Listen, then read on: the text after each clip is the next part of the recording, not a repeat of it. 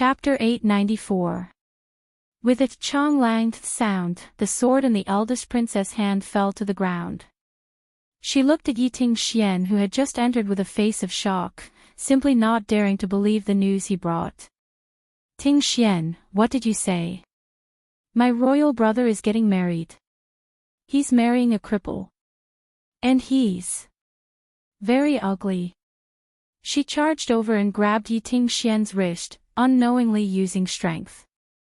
Yiting Xian made a painful, zeeked sound, but he still looked into her eyes and seriously nodded. It's completely true. In 2 days, it will be the emperor's wedding. Eldest princess, we should prepare a congratulatory gift for the emperor. Congratulatory gift? What gift? Why should this princess give him a congratulatory gift? The eldest princess' eyes popped out and she threw Yiting Xian's hand away, angrily shouting, has my royal brother lost his mind? For the country, for the citizens, for him. Ning Er sacrificed her life's happiness, marrying to the faraway East Qin, marrying a man she doesn't love at all. But she's only been gone for a few days and my royal brother wants to marry someone else to be his empress. Is he still a man? You men are all such heartless beasts. Yiting Xian couldn't help giving a bitter smile. The eldest princess was even blaming him. What crime did he commit? He knew that the eldest princess had an impatient temper and would be like this after telling her, but he couldn't not say it. Even if he didn't say it, this matter would reach the eldest princess' ears sooner or later and it couldn't be hidden. Shoo, princess, be a bit quieter. Your words are very disrespectful, if the emperor hears it. So what if the emperor hears it? Let him punish the princess, let him chop off my head. But this princess has to say it, he has wronged Ning Er. He has wronged Ning Er. He's a heartless beast. Ugh! The eldest princess shouted with a red face, not caring about anything else. Eldest princess. Yiting Xian's face turned white as he quickly covered her mouth and hugged her at the same time. His heart almost jumped out. Although this was the eldest princess' palace and the entire palace was filled with the eldest princess people, there were too many people. If the eldest princess' words were spread by people with ulterior motives, even if she was the emperor's blood-related sister, it was hard to guarantee nothing would happen. Ting Xian, tell me, are you men really like my royal brother? Towards us women, don't you have any sincerity at all? The eldest princess was like a deflated ball, not having any strength left in her body. She leaned into Yiting Xian's embrace, resting her head on his shoulder and her hands wrapped around his waist. Usually she had never used this kind of dependent position to get close to him. In her heart, Yiting Xian was a weak and refined scholar. If she lightly leaned on him, he would fall. But at this moment, she leaned into his embrace, absorbing the warmth of his embrace. Although his chest wasn't as broad, it was still filled with strength. Ting Xian's heart for you, don't you know? Do you want me to be like King Ding Yuan and dig out my heart for you to see? Yiting Xian gently looked at her, gently stroking the eldest princess' hair as he spoke with a teasing tone. Puchi. Although the eldest princess was angry, annoyed, and hurt, she was still amused by Ting Xian's words. Chapter 895. Thinking of Chu Xiaoyang, she became angry again. It's all that stinky brat Chu Xiaoyang's fault. If it wasn't for him locking up Ning Er and abusing Ning Er wouldn't have made the decision to marry the East Qin crown prince. If it wasn't for Ning Er marrying far away, my royal brother wouldn't have married someone else because of his sadness. He actually wants to marry an ugly crippled girl as his empress. Isn't this wronging him too much? She had just scolded Mo Chuan, but in the blink of an eye, she was worried for him. Yiting Xian's heart was warm. The eldest princess was stubborn, but she was kind and passionate. He didn't like her because of her position, but rather because of her kind and passionate heart. He suddenly lowered his head and kissed the eldest princess on the cheek. That soft and warm lips touched the eldest princess' face and she was instantly stunned. She raised her head to look at him in a daze.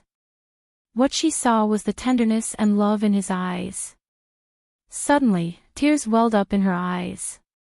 Ting Xian, do you know that when I pestered you in the past, you ignored me the entire time? The reason we have today is all because of Ning Er. If it wasn't for Ning Er's words waking me up, perhaps I would have been the second Chu Xiaoyang.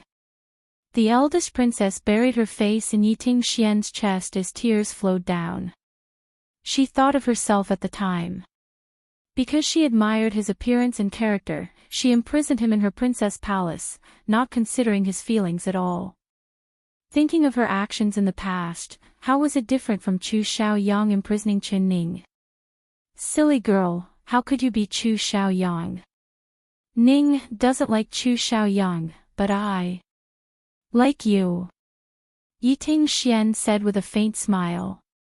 He couldn't help thinking back to when he first met the eldest princess.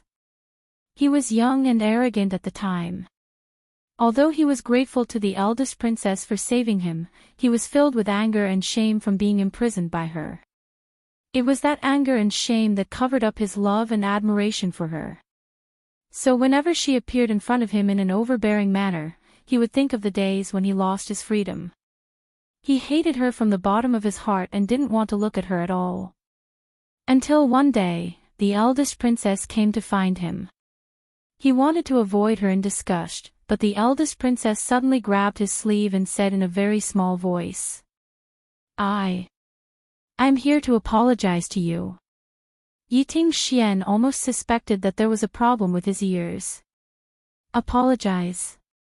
The arrogant eldest princess was actually apologizing to him. He had to have heard wrong. Yi Ting Xian forcefully pulled open his sleeves and turned to leave. His eyes swept over and fell onto the eldest princess' face. It was a careful expression that he had never seen on her face before. She was filled with shame and tears, looking at him with a pitiful red eyes. Yi Ting Ting Ting. Yi Ting Xian. His impression of the eldest princess was not like this. She was so aloof, so arrogant and domineering. She liked his appearance, so she snatched him back to the mansion. She treated him as her exclusive property. Mr. Yi, I'm really here to apologize to you. I've offended you in the past. Can you forgive me? Chapter 896. This was the method Qin Ning taught her. There were only 2 words to it and it was, apologize. The eldest princess had lived for so long and this was the first time she was apologizing to someone. Her words were very awkward and even she felt that it wasn't sincere enough. Yi Ting Xian was very smart, he could immediately hear it. With a cold snort, he waved his sleeves. The eldest princess is too serious, this commoner doesn't dare accept it. He was about to leave, but he suddenly saw the eldest princess take out a washboard from who knows where and throw it in front of him with a paw sound. What are you doing? Yi Ting Xian angrily stared at her. What new tricks did she want to play to torture him and humiliate him? The eldest princess knelt down on the washboard and looked up at him. Young Master Yi, if you don't forgive me, I won't get up. Yi Ting Xian was stunned again. He was stunned and his mind was filled with chaos from the eldest princess' actions. His originally calm heart was suddenly filled with waves that reached the heavens. He couldn't do anything at this moment and he didn't say anything. He just stared at the eldest princess in a daze, staring at her. It was unknown how long the 2 of them stared at each other. The eldest princess' knees were trembling in pain and she almost couldn't kneel down, but she still knelt on the washboard. Her body swayed as she looked at Yi Ting Xian with a stubborn and persistent gaze. Yi. Young Master Yi, can you forgive me? She was breathing in pain as she asked in a small voice. She suddenly found that when Yi Ting Xian didn't speak, he was like a silent and mysterious mountain. She couldn't see through him at all and she was actually a bit afraid of him.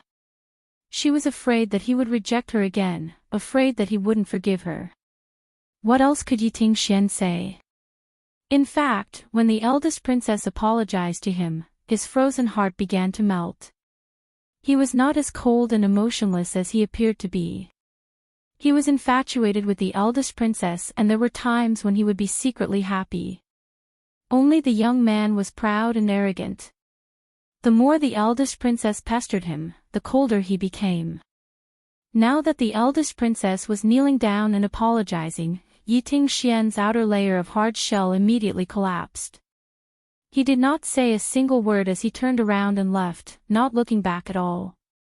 This time it was the eldest princess' turn to be stunned. She stared at Yiting Xian's back as he turned around the corner. She couldn't even see the corner of his clothes. Everything she said was right, she had followed Qin Ning's instructions. Could it be that the washboard she brought was too small? So Yiting Xian didn't think her sincerity was enough. The eldest princess was suddenly filled with regret. She should have brought a bigger and thicker washboard. A washboard, thicker and larger than the one on which she knelt, was thrown before her. The Ting Yi Long, Ning King Long, the princess was standing, he was his, he, Ning Xian, he did not. Young Master Yi, what are you doing? The eldest princess was shocked and rushed over to help him up, but her knees were in unbearable pain. As soon as she stood up, her legs went soft and she fell down. Chapter 897. The two of them looked at each other in blank dismay and their faces turned red at the same time. Thinking of this, Yiting Xian suddenly gave a long sigh. He lowered his head to look at the eldest princess. The idea of kneeling on the washboard was given to you by Ning. The eldest princess gave an sound and covered her mouth. Her eyes turned in a panic. This is bad.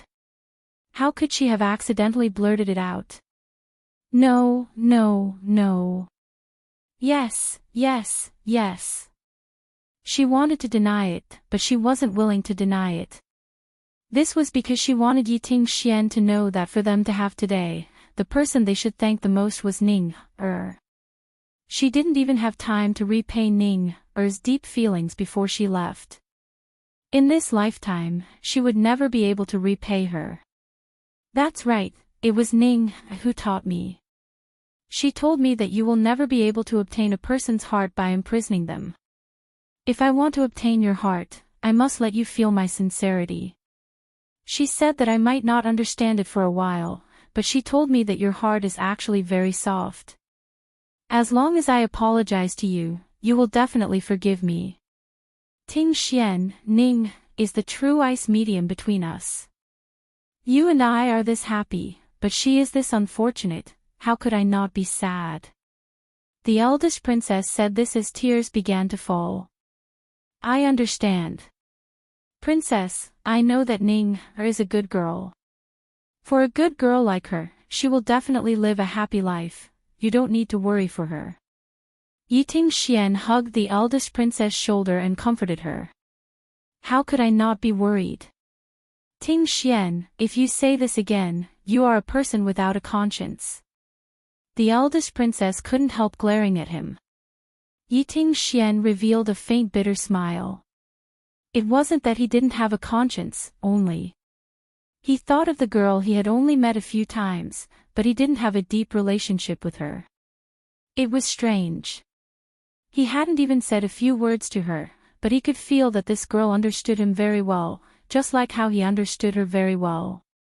The method she taught the eldest princess had instantly poked at the weakest point in his heart, making him unable to resist. Thinking of this, he felt a deep sense of gratitude towards Qin Ning from the bottom of his heart. If it wasn't for her, perhaps he still wouldn't know what he was hiding in his heart and would still be cold to the eldest princess, speaking in an evil tone. He was able to have this kind of marriage with the eldest princess, so the first person he should thank was her. And she was so smart, in the competition of reading the steals on horseback, he only made a small gesture, and she immediately understood what he meant, which made him exclaim in amazement. It was strange.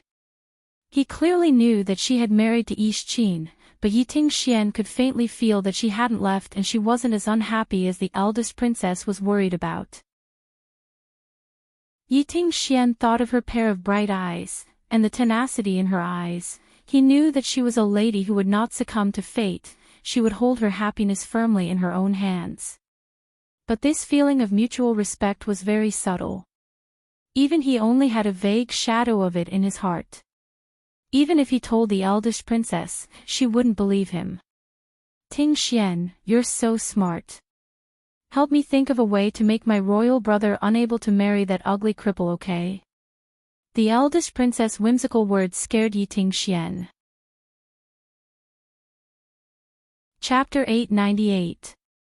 The eldest princess said with a serious expression, "This princess isn't afraid of losing my head and I'm not joking with you, but I can't let my royal brother continue like this. The emperor's marriage, it isn't considered a mistake, right?"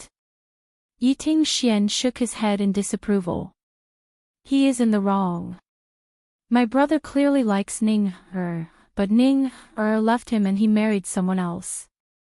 He's heartless and heartless. Also, he wants to marry an ugly girl as his empress, but he clearly doesn't like that girl. If he doesn't like her, why would he marry her? If he marries her, will he treat her well? He definitely won't. Even if that girl is ugly, she shouldn't receive this kind of unfair treatment. Does my royal brother think he can forget Ning-er after getting married? He can't do it at all.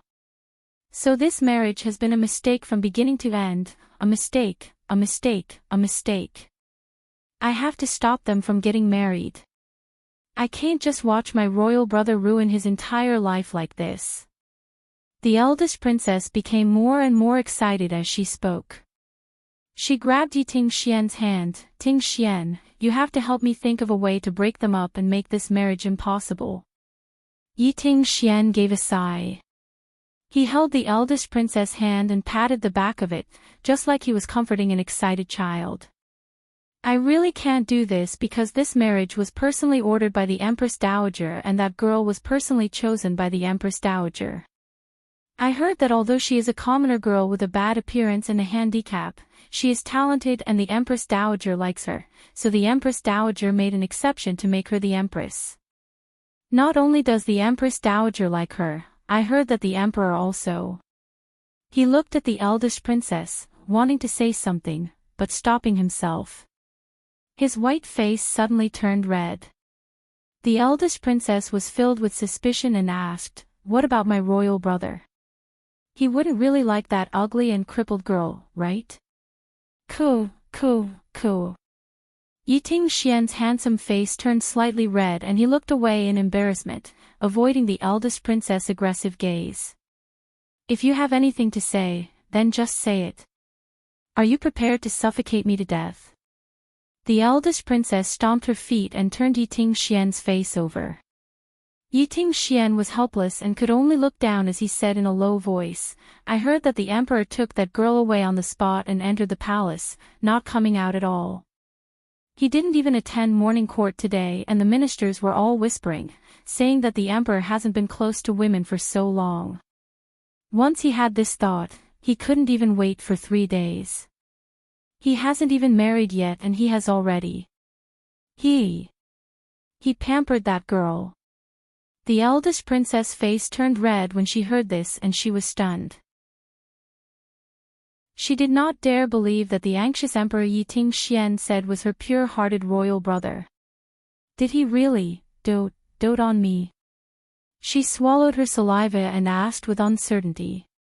"This is a secret matter of the royal family, how would I know? I only heard the ministers discussing it in small voices during morning court.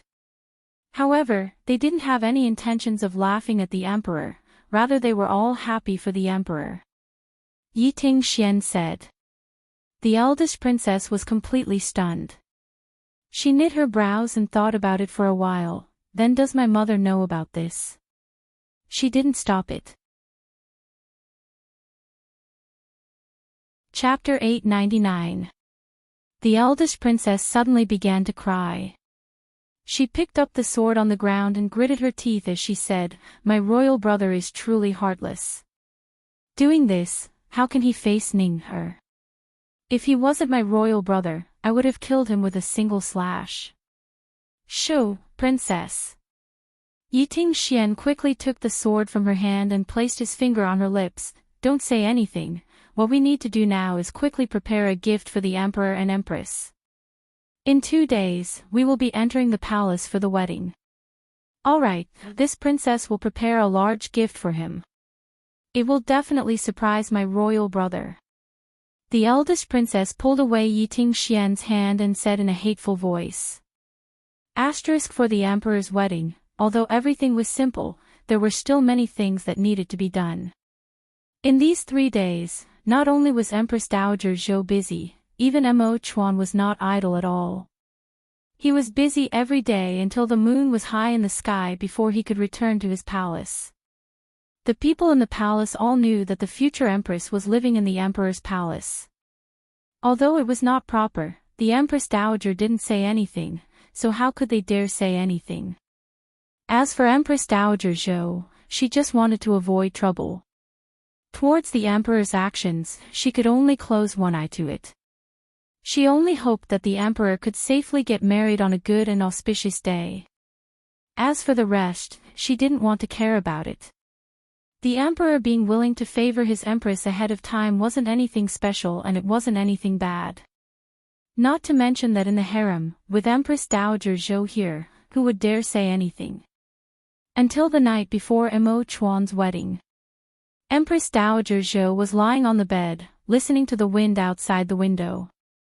She tossed and turned, unable to fall asleep. "Su Jin," she called out. "Empress Dowager." Su Jin immediately pushed open the door. She stood outside the door like she already knew that Empress Dowager Zhou would call her. "This widow can't sleep, come and talk to this widow." Empress Dowager Zhou sat up and Su Jin immediately placed a pillow on her back, letting her comfortably lean against it. "What does the Empress Dowager want to say?"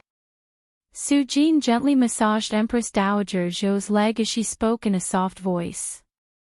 Empress Dowager Zhou shook her head. "This widow just can't sleep.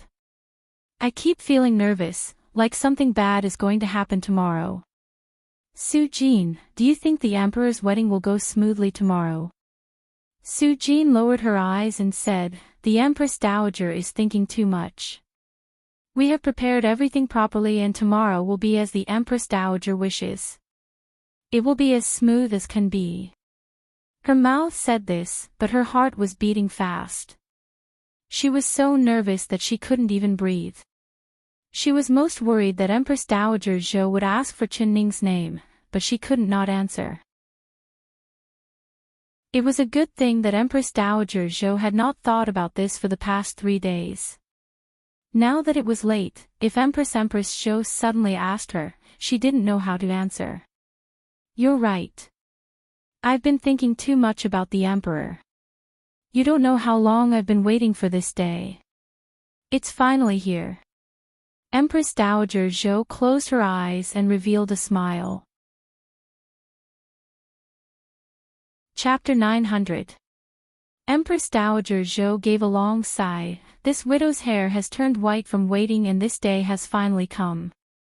That night, Empress Dowager Zhou held Su Jin's hand and recalled Mo Chuan's childhood. She couldn't help crying as she spoke. Su Jin also silently cried.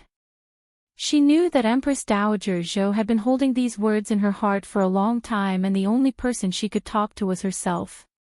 Even when Dawn White dyed the window paper, Empress Dowager Zhou still had a tear in her eye as she fell asleep. Su Jin gently covered Empress Dowager Zhou with a blanket and then quietly left. Her heart was still beating hard. The emperor's wedding, could it really be smoothly completed? Would the emperor and Miss Shen really be able to have a happy ending? Everyone thought that the emperor had already given his future empress his blessings, but in Mo Chuan's palace, the two of them lived in separate rooms. In these 3 days, Chen Ning lived in the inner room and Mo Chuan rested on the soft couch outside. He did what he said. Before they consummated their marriage, he would not take another step, not even kissing or hugging her. He would only come back in the middle of the night every day.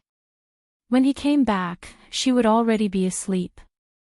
He would quietly come to her room, stand on the bed and quietly watch her sleeping face for a while, then quietly leave.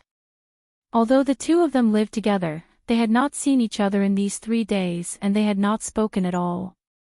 Chen Ning sometimes clearly wanted to wait for him to come back and talk to him, but as she waited, she would suddenly fall asleep and sleep all the way until dawn. She really didn't care about this marriage at all. This was because Mo Chuan had said that she would leave everything to him. She just needed to calmly wait to become a bride. She agreed with a smile. So these 3 days were very comfortable for her. It was the most relaxing and happy 3 days since she transmigrated. What made her the happiest was that Mo Chuan had sent Xiao Si to secretly bring Xiao Ru into the palace to accompany her. When Xiao Ru saw her, she was so excited that she almost flipped over Mo Chuan's palace. It was a good thing she had already expected this and had Xiao Si send away all the servants in the palace, otherwise this secret would not have been hidden until the day she married Mo Chuan. "Young miss, this servant never thought that I would see you again in this lifetime. This is great, this is great." Xiao Ru threw herself into her embrace, crying and laughing, making Chen Ning not know whether to laugh or cry. "All right, you crazy girl, are you cursing me to death?" She patted the back of Xiao Ru's head. "What do you mean you won't see me in this lifetime? Aren't I fine in front of you?" But when this servant woke up that day, the young miss was gone. Then the people in the guest house said that the young miss left early in the morning to marry the Yixin crown princess. "You actually abandoned this servant. You don't know how sad this servant cried. Look, look, this servant's eyes are still swollen." Xiao Ru blinked. Her watery eyes were really swollen like walnuts. Chen Ning tightly hugged her in pain. "Silly girl, I said that I wouldn't abandon you no matter what, so how could I not want you? Didn't I come to pick you up?" Xiao Ru stopped crying and she excitedly looked around her surroundings. Chapter 901. Chen Ning nodded with a faint smile. Xiao Ru's chin almost fell off. "Oh, young miss. Am I dreaming? Pinch me, quickly pinch me." "Silly girl, you're not dreaming." Chen Ning helplessly pinched the back of her hand. Xiao Ru knit her brows in pain, but she couldn't close her mouth from smiling. "It's true, this isn't a dream. If the old master knew that young miss has become the Empress, he would definitely be very happy." "My father." Chen Ning's face instantly darkened. Her current identity was no longer Great General Chen's daughter. This made her heart hurt just thinking about it. Although she had regained her freedom, she was still a bit reluctant to part with the father of the original body that she had never met. This kind of respected great general, she did not have the fortune to be his daughter. "Xiao Ru, remember, I will not be Great General Chen's daughter in the future, I will be a commoner girl. If you want to stay by my side, you must never forget this point." "But why? This servant doesn't understand." Xiao Ru blinked her eyes in confusion. "You don't need to understand, you just need to remember." "All right, this servant will remember." Xiao Ru forcefully nodded. She knew she was stupid, but if the young miss gave her orders, she would definitely do it. Asterisk in the cold palace, there was also a girl that did not sleep at all. She kept walking back and forth in the room, muttering to herself. "The emperor is about to get married, so why hasn't he let me out yet? I want to leave this place and find his highness. I want to tell him that the child in my stomach is his, it's his. Where's Grandpa Wang? Why hasn't his highness come to see me? Why? Hey, you two tell me, where did his highness go? The emperor is about to get married, so why hasn't he come to see me?" The girl's long hair draped over her face as she suddenly charged in front of the window. She grabbed the railing and shouted at the two maids outside. The two palace maids had long been tired of her crazy words. They didn't even look up and just did their own things. The girl became even more angry as she loudly shouted, "You dare be rude to me? Do you know who I am? I am the Ding Yuan princess. You two dog servants, when His Highness comes, I'll have His Highness cut off your dog heads." Ding Yuan princess. One of the maids finally looked up and gave a cold laugh at her. She curled her lips in disdain. "What kind of princess are you? The real Ding Yuan princess has already married the East Qin country's crown princess." "Oh, you don't know, right?" She even threw King Ding Yuan King's divorce letter in front of everyone. "Your beloved Wang Ye has been divorced by his Wang Fei. This matter has already spread throughout the capital. You don't know. Are you? Even if King Ding Yuan didn't have a princess now, would he still take you as his princess? Chen Baiyun, go look in the mirror and see what you look like. Are you even worthy?" The woman raised her head. Her bumpy face was full of scars, as if she had been bitten by some horrible insect. She touched her face with her hand and suddenly let out a scream. "King! You two lowly servants are spouting nonsense. It was that cheap Chen Ning who harmed me. She was the one who caused me to become like this. I. She is the crown princess, then what am I? I am the Ding Yuan princess, ha ha ha ha ha." Chapter 902. The two maids couldn't help rolling their eyes at her and muttering, "Madwoman." The two of them were too lazy to care about her, so they walked far away. They were only responsible for taking care of the child and Chen Baiyun's stomach. As for the ridicule, it was unavoidable. Moreover, King Ding Yuan had specifically told them to properly entertain her. Chen Baiyun sat on the ground crying and laughing. She rubbed her bulging stomach and muttered, "Child, why doesn't your father come to see your mother? Why is he so ruthless? You're clearly his child, so why doesn't he acknowledge you? He doesn't know, but I really miss him. No matter how he treats me, I only have him in my heart, only him. But why does he still think of that cheap woman? Chen Ning, why aren't you dead?" She scolded him for a bit before crying again, "Your Highness, Yun really misses you. Can you come see Yun her? As long as you come see me, I'm willing to crawl at your feet for the rest of my life and be your servant. As long as you can take Yun out of this cold palace. It's cold and dark here. Yun is very afraid. Your Highness, come and take Yun away, all right?" She cried in a sad voice, like Chu Xiaoyang was right in front of her. Then she suddenly heard a familiar voice from outside the door. "All right." Chen Baiyun was stunned, not believing her ears. She thought that she was dreaming. In fact, she would hear Chu Xiaoyang's voice every day and see Chu Xiaoyang appear in front of her every day. She would dream of him looking at her affectionately and telling her that he had wronged her. The flesh and blood in her stomach was his and he was here to take her away. She was stunned. Then she placed her index finger in her mouth and forcefully bit down. See! She was in so much pain that her tears came out. When her tears blurred, she saw the two doors open without any wind. Amidst the watery moonlight, a purple figure appeared in front of her. He was tall and slender. That handsome face, that tall and straight figure, and that black hair that danced in the wind, he was like an immortal that had descended from the heavens.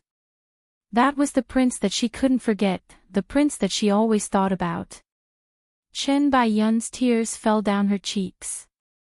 She suddenly gave a shocked cry and her hands tightly covered her face.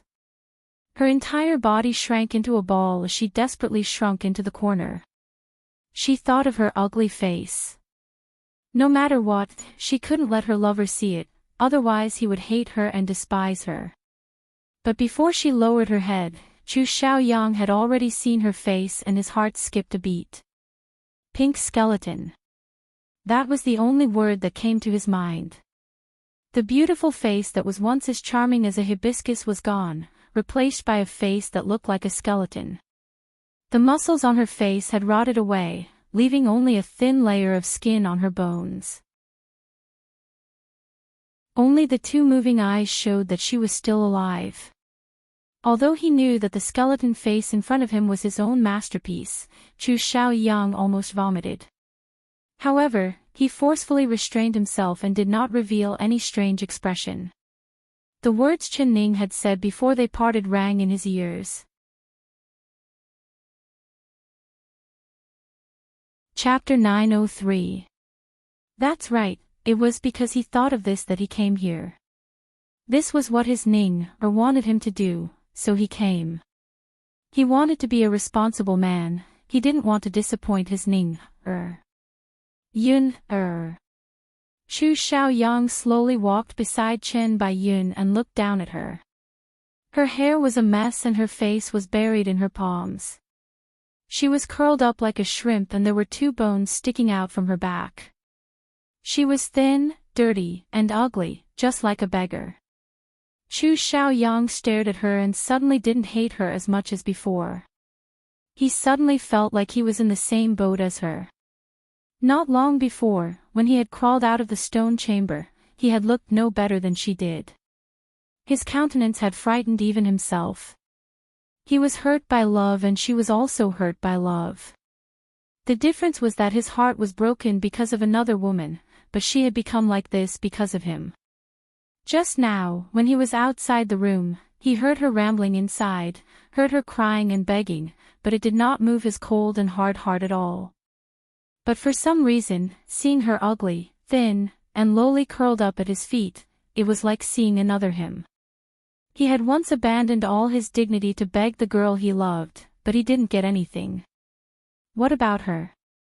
She still had his flesh and blood in her stomach.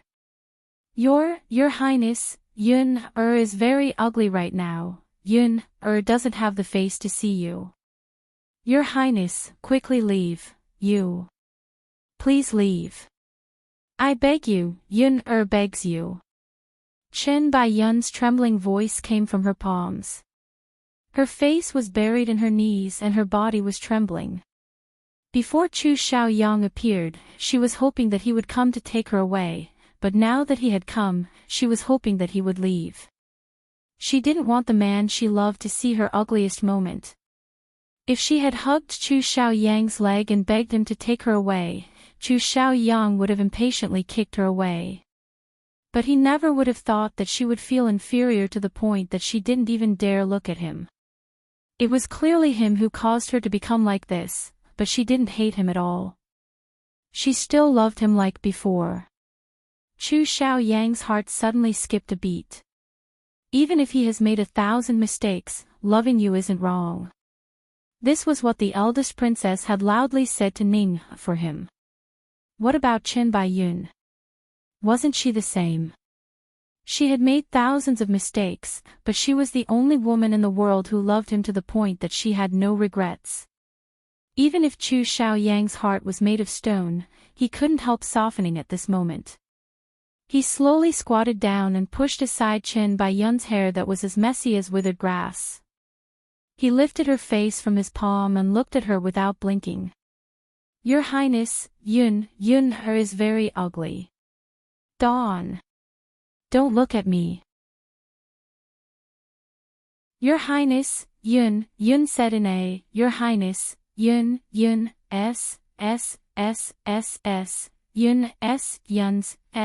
it was this king that made your face look like this. Do you hate this king? Chu Xiaoyang coldly asked in an emotionless voice. Chapter 904. Chen Baiyun finally opened her eyes. She only took a glance at Chu Xiaoyang before her eyes lit up, making her ugly face not look that ugly anymore. She reached out her hand like she wanted to touch his face, but she quickly pulled it back and her eyes shrunk. Your Highness, Yun is very dirty and ugly right now. Yun does not have the qualifications to serve you anymore. Chu Xiaoyang revealed a faint smile. His smile was like the sun, warming Chen Baiyun's heart. Yun, what nonsense are you saying? This king is here to take you away. Take me away. Where? Chen Baiyun asked in a silly voice. Of course it's to our home.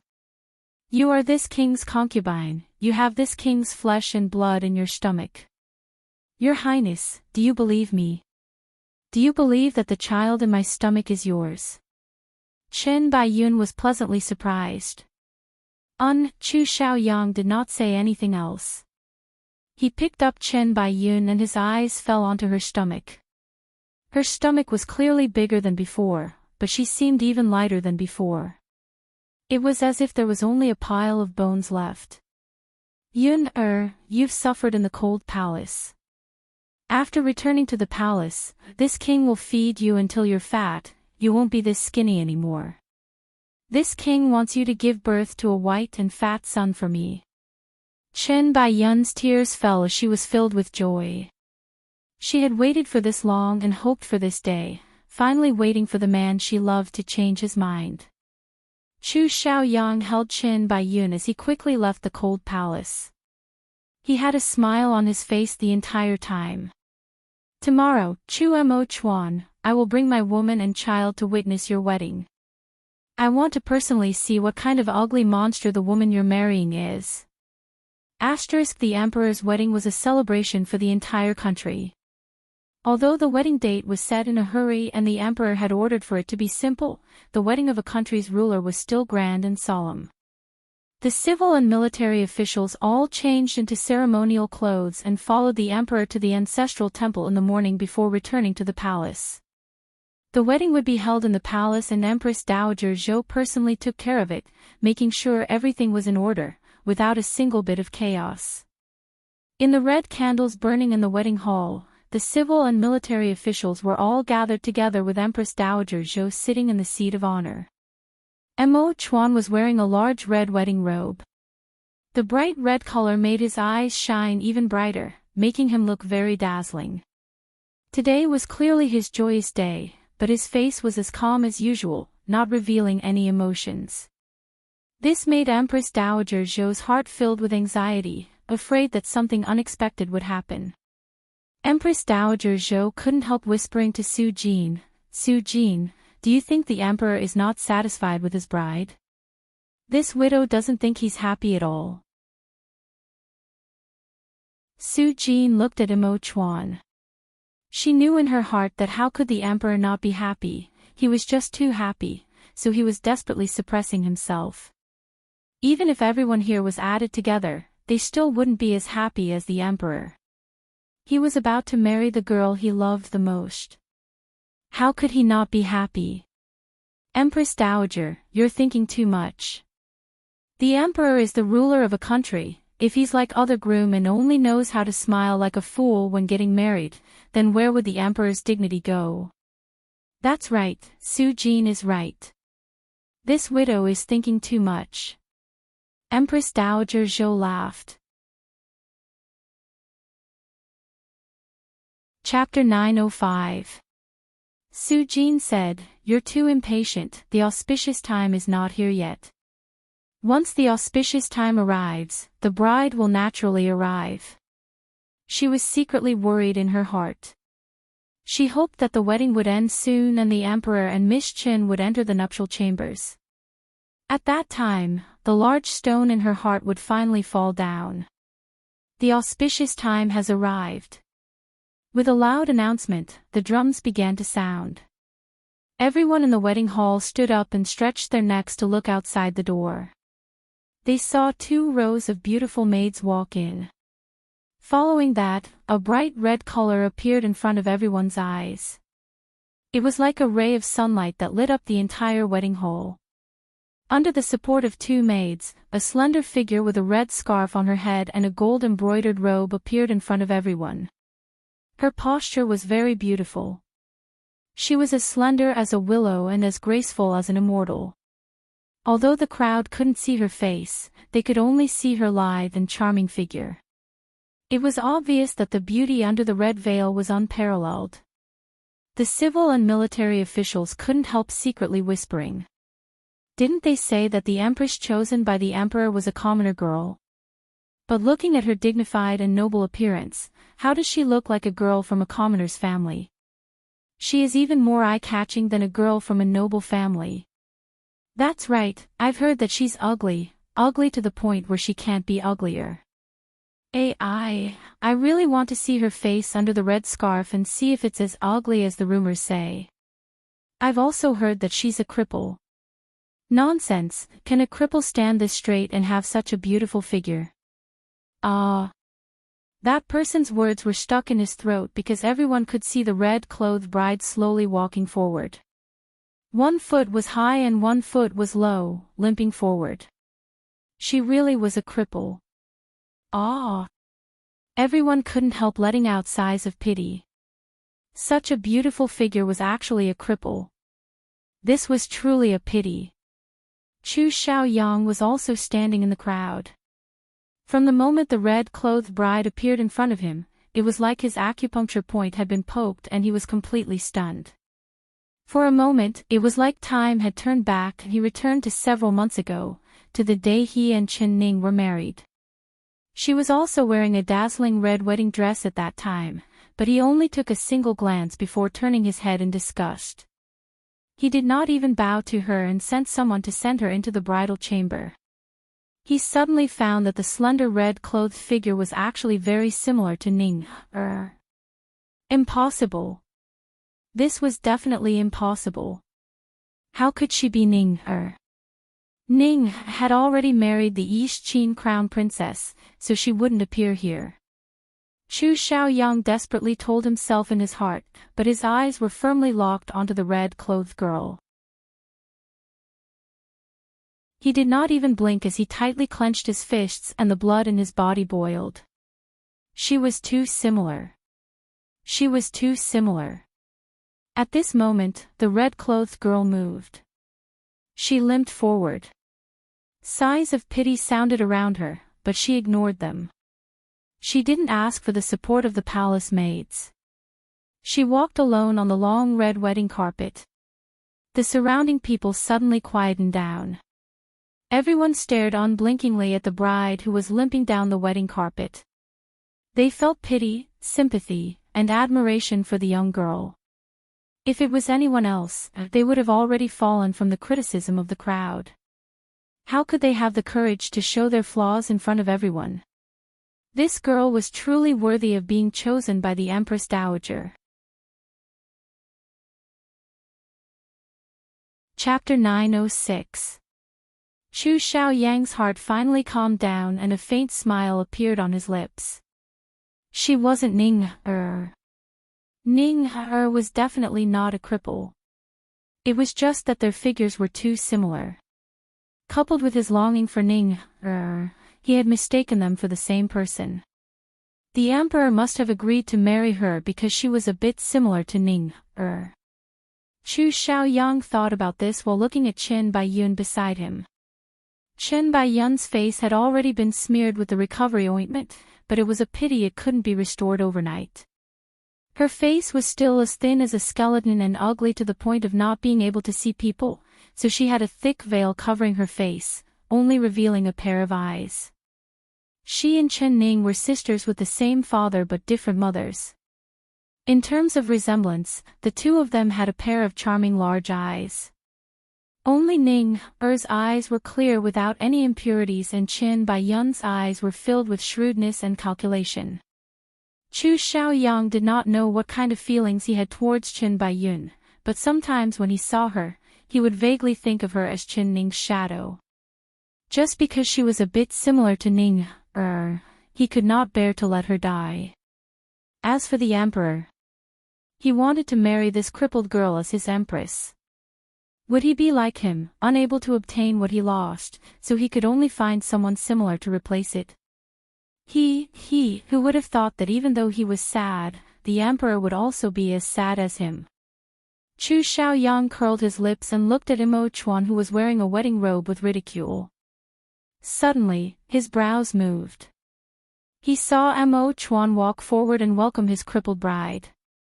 Then, in front of everyone's eyes, he picked her up and turned around, walking towards the wedding hall step by step. Hua! The guests couldn't help going into an uproar. Some of them were secretly laughing. The emperor was truly a bit too impatient, actually wanting to enter the bridal chamber with his bride. Some of them thought that the emperor did not dislike his crippled bride at all and even seemed to love her a lot. Chu Xiaoyang stared right at the bride. Seeing her tightly held in the emperor's embrace, his eyes couldn't help revealing a look of hatred. Although he knew that it wasn't Chen Ning and that it was just a girl with a similar figure, he couldn't help being filled with jealousy. Empress Dowager Zhou finally revealed a gratified smile. She knew that the person she chose would not be wrong. Although she was ugly and crippled, the emperor would find her inner beauty. As expected, in just a short 3 days, the emperor was already feeling sorry for his bride. She smiled as she watched Imo Chuan carry his bride into the middle of the wedding hall before putting her down. "Let's begin the ceremony," Imo Chuan said to the stunned official beside him with an expressionless face. The guests couldn't help wanting to laugh. They hadn't expected the emperor to be so impatient. He had waited for so long, and now he couldn't even wait a little longer. Cool. Empress Dowager Zhou gave a few coughs. She looked at Imo Chuan and softly said, "Emperor, you should first bring the bride to worship the ancestors before bowing." "Alright, then let's pay our respects to our ancestors first and fetch some wine." Imo Chuan took the wine cup and the maid of honor on the side gave the other cup to the bride. The bride stretched out a slender hand from her red wedding gown and took the wine cup. Chapter 907. He suddenly had a thought. He wanted to hold this slender hand. Damn! What was he thinking? She was the emperor's bride, an ugly and crippled girl. She wasn't even worthy of being his Ning, or his foot-washing maid. How could he want to hold her hand? Chu Xiaoyang really wanted to give himself a hard slap. He looked away from the bride and picked up the wine cup in front of him, drinking it all in one gulp. But he drank it too fast and it went down his throat, causing him to cough out a large amount. The wedding hall was silent and the guests were all holding their breaths, looking at the emperor and his bride with solemn expressions. Chu Xiaoyang's large cough attracted everyone's dissatisfied gazes. Even Empress Dowager Zhou looked at him with a displeased expression. Chu Xiaoyang's face turned red. He circulated his internal energy twice before stopping his cough. After paying respects to the ancestors, let's begin the ceremony. Ceremony officials, begin the ceremony. Empress Dowager Zhou said. She was a bit worried that a long night would bring trouble, wanting to finish the wedding as soon as possible. But up until now, everything had been going smoothly and nothing strange had happened. The couple quickly finished paying their respects to the heavens and earth. Now it was time for the emperor to lead his bride into the nuptial chambers. Imo Chuan did not say a word as he directly picked up his bride and walked into the nuptial chambers. His steps were fast and large, disappearing in front of everyone's eyes in the blink of an eye. The ministers couldn't help looking at each other in blank dismay, not knowing whether they should follow them into the nuptial chambers or not. Seeing the emperor's intentions, it seemed like he didn't welcome them at all. But according to custom, the more lively the nuptial chambers were, the more beautiful the life the newlyweds would have in the future. But in the emperor's nuptial chambers, if the emperor didn't welcome them, how could they have the courage to make a ruckus? So everyone looked at Empress Dowager Zhou. Empress Dowager Zhou's expression was a bit awkward. It was clear that she never thought the emperor would be this anxious, not even saying a few words before leaving. But thinking about it, she understood that her son didn't want everyone to enter the nuptial chambers. After all, his new empress had a terrifying birthmark on her face, and if the ministers saw it, they would talk about it behind her back. The emperor was young and tender, how could he accept this? Understandable, understandable.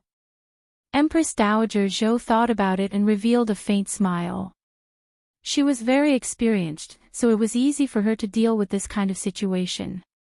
Then she made a few witty and honorable remarks, which set the ministers laughing. The wine on this table is the emperor's wedding wine. Everyone, whether you are good at drinking or not, please drink a few more cups. Ai Jia has waited for 24 years to taste this wine. Come, Ai Jia will drink a cup with everyone. Empress Dowager Zhou smiled as she raised her cup and drank it in one gulp. The ministers also raised their cups and drank it, making the atmosphere very lively. Chu Xiaoyang sat alone drinking wine. The ministers at the other tables toasted each other and talked about everything, but everyone acted like they did not see him. No one came forward to greet him, treating him like he did not exist. This was the first time Chu Xiaoyang had tasted being ignored by others. He was incomparably angry. Looking back to the reason, it was naturally because he had been publicly divorced by Qin Ning in front of everyone on the Eastern Field. He had become the first man to be divorced since the founding of the West Chu country.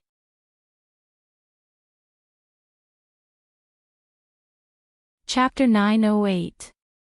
Pang. Chu Xiaoyang was filled with anger. He forcefully slammed the wine cup on the table and spilled the wine, but the people beside him did not even look at him as they continued to joke around with the people beside them. His face was burning hot and he was filled with shame.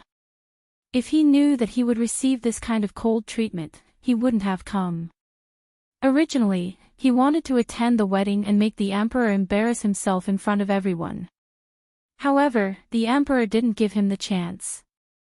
After bowing to heaven and earth, the emperor carried his ugly bride into the bridal chamber, making it impossible for the plan he had thought of in advance to be realized. Your Highness, you should drink less wine. Drinking too much is bad for your body. Chen Baiyun had been carefully watching from the side. She could see that Chu Xiaoyang was not in a good mood, but she did not understand why. This king's matters, you don't need to talk about it. Just shut your mouth for this king. Chu Xiaoyang was very annoyed. He only had Chen Baiyun by his side, so he could only vent his anger on Chen Baiyun. Chen Baiyun was so scared that she obediently shut her mouth. Chu Xiaoyang drank for a while.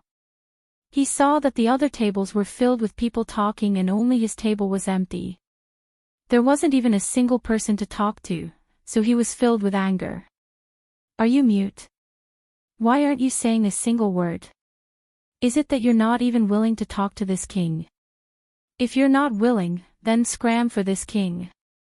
Chen Baiyun felt so wrong that tears came out, but she did not dare cry, so she could only endure it.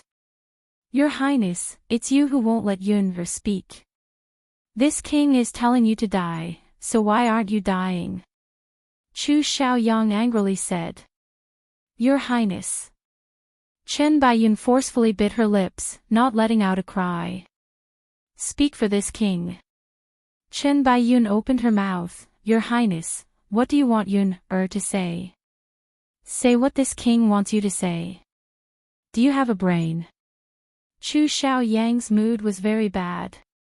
He did not know why, but he felt like he was about to explode with anger. Chen Baiyun bit her lips and suddenly thought of something. Your Highness, the Empress that the Emperor just married seems very familiar, like I've seen her somewhere before.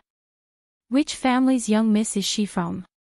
Has Yun ever seen her before? She happened to ask Chu Xiaoyang the question he was most interested in. Chu Xiaoyang gave a cold snort and narrowed his drunken eyes. You've seen her. She is just a commoner girl, she has no identity, no status, and she is a cripple. She was just a commoner girl with no identity, no status, and a cripple. I heard that she is extremely ugly, how could you have seen her? But Yun'er really feels like I've seen her before and she looks very familiar. Your Highness, don't you think she looks like my elder sister? Chen Baiyun rolled her eyes. In fact, when the bride appeared, she was the same, Chu Xiao Yun. She almost cried out in surprise. Although the bride's head was covered with a red veil, she could still recognize her with a single glance. It was Chen Ning. Yun, she heard that she would not.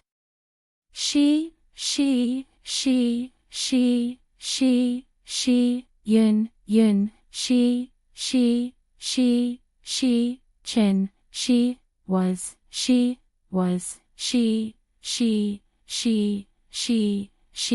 had, have.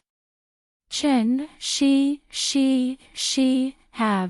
have with Wang, and, of the emperor. How did she become the emperor's new bride? So Chen Baiyun suspected that she had recognized the wrong person. It was just a girl with a similar figure to Chen Ning.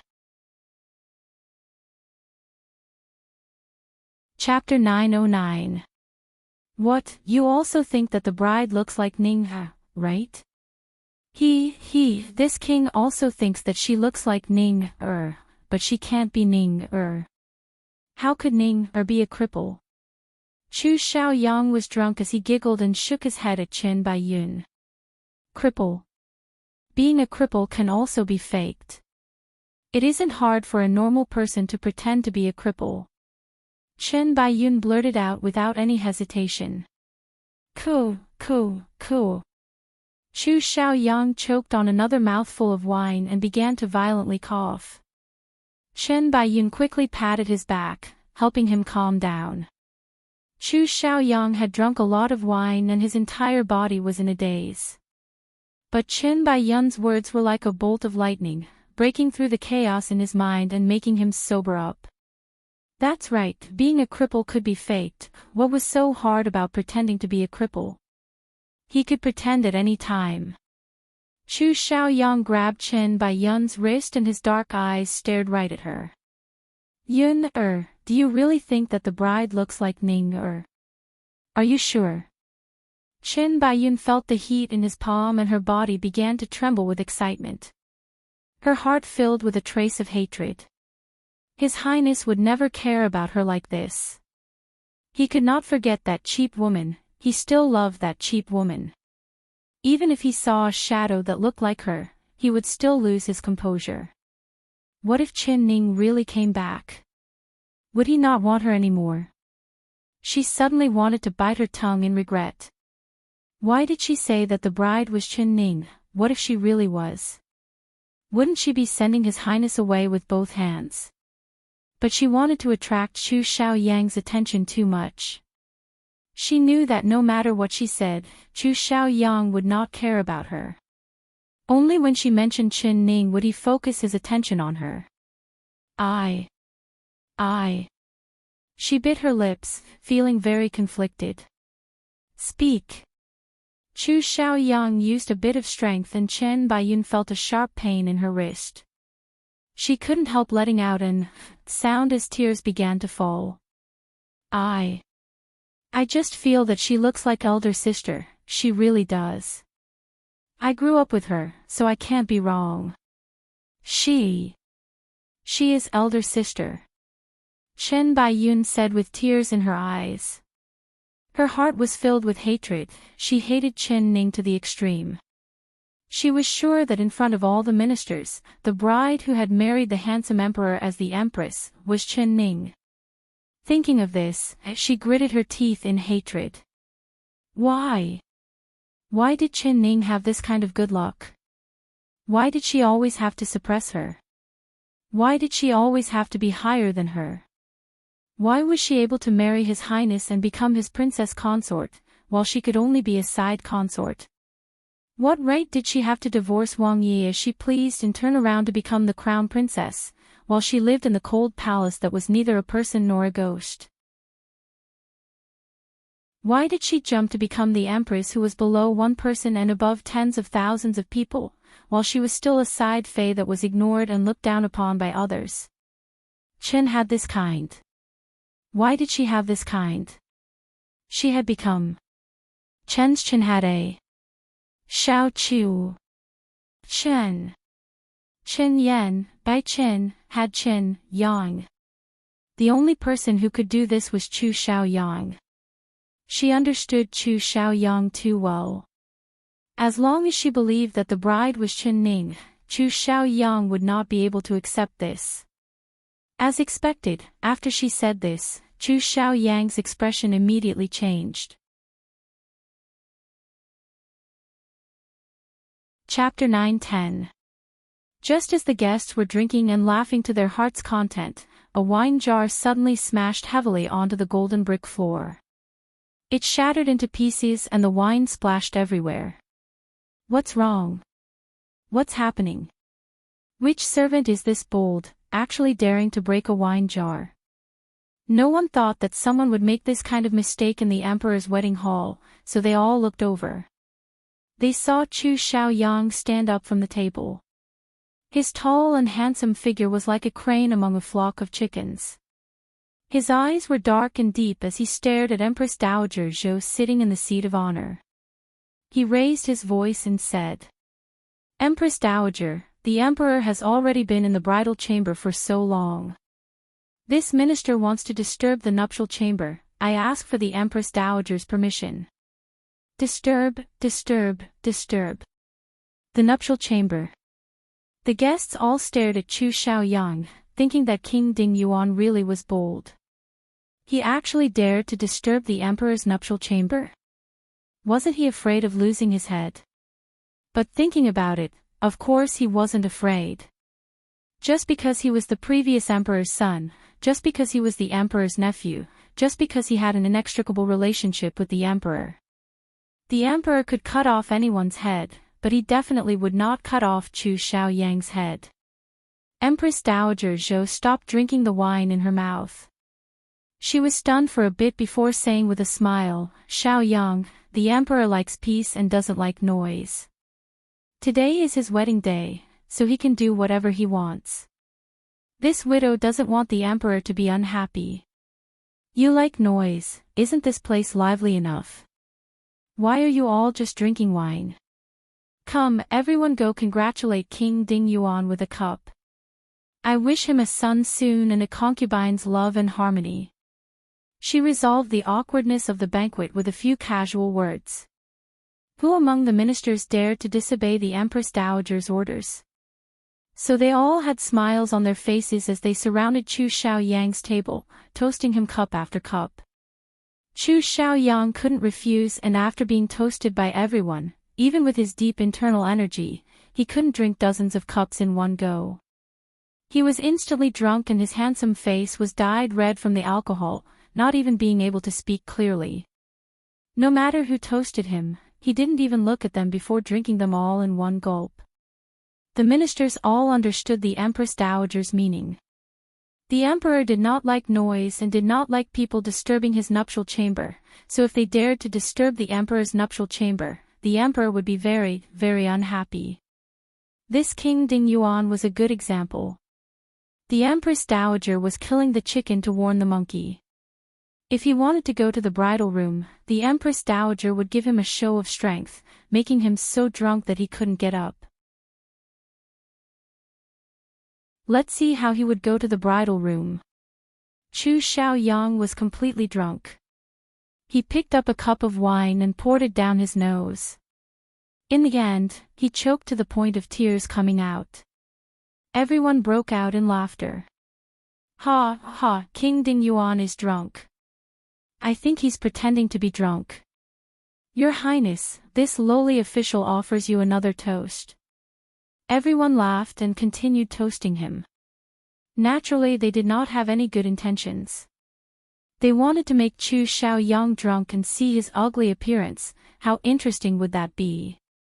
This was not the first time Chu Xiaoyang had made a fool of himself in front of everyone. In everyone's eyes, Chu Xiaoyang was no longer the powerful and cold-faced King Ding Yuan from before. He had already become the laughing stock of the capital city, becoming the topic of conversation for the citizens. Chapter 9-11. Humph. They wanted to see him, Chu Xiaoyang, become a joke. He would drink them down one by one and see who would be the one to make a fool of themselves. Chen Baiyun saw that Chu Xiaoyang was swaying drunk and his mind was not clear, so her heart was filled with worry. If Chu Xiaoyang was drunk, who could stop him? When the emperor and Qin Ning cooked the rice, it would be too late. She couldn't help pulling on Chu Xiaoyang's sleeve. Your Highness, you're drunk, you can't drink anymore. Aren't you going to the bridal room? Don't you want to see what the emperor's bride looks like? She said in a low voice. Who said this king is drunk? What do you know? This king is not drunk, not drunk. Chu Xiaoyang laughed as he raised a cup full of wine, but his hand trembled and the wine spilled onto his clothes. His entire body fell down, falling onto Chen Baiyun with a putong sound. He opened his mouth and vomited out with a wretched sound. The wine spilled all over Chen Baiyun's body and it was sour and smelly. Chen Baiyun was so disgusted that she almost vomited. She wanted to push Chu Xiaoyang away, but his drunk body was as heavy as a mountain, making it hard for her to breathe.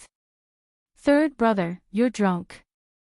This little brother will help you sober up. Suddenly, a clear voice came from the side. With a flash of white clothes, a pair of strong arms lifted Chu Xiaoyang up from Chen Baiyun's body.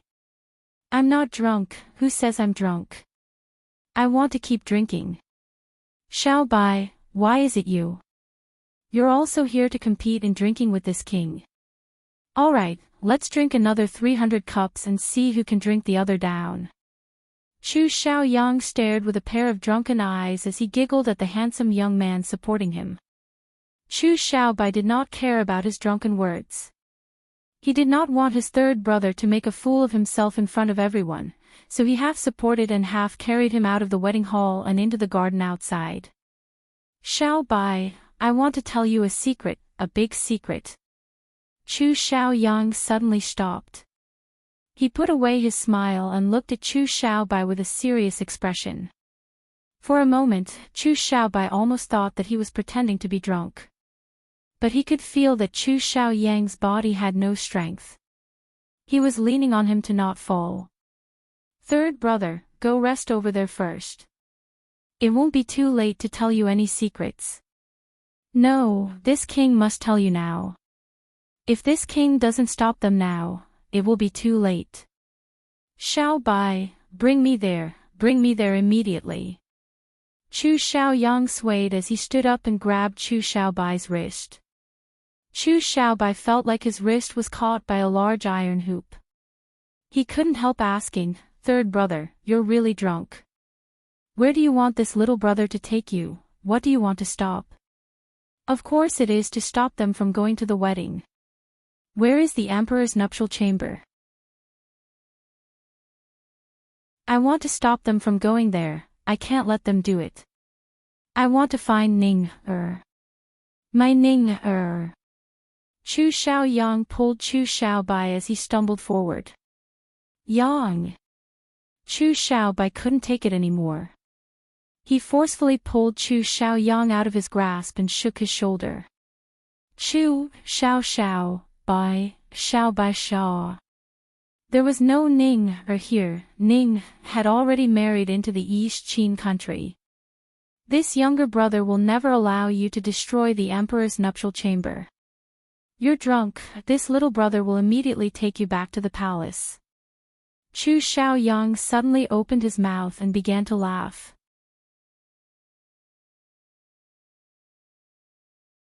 Chapter 9:12.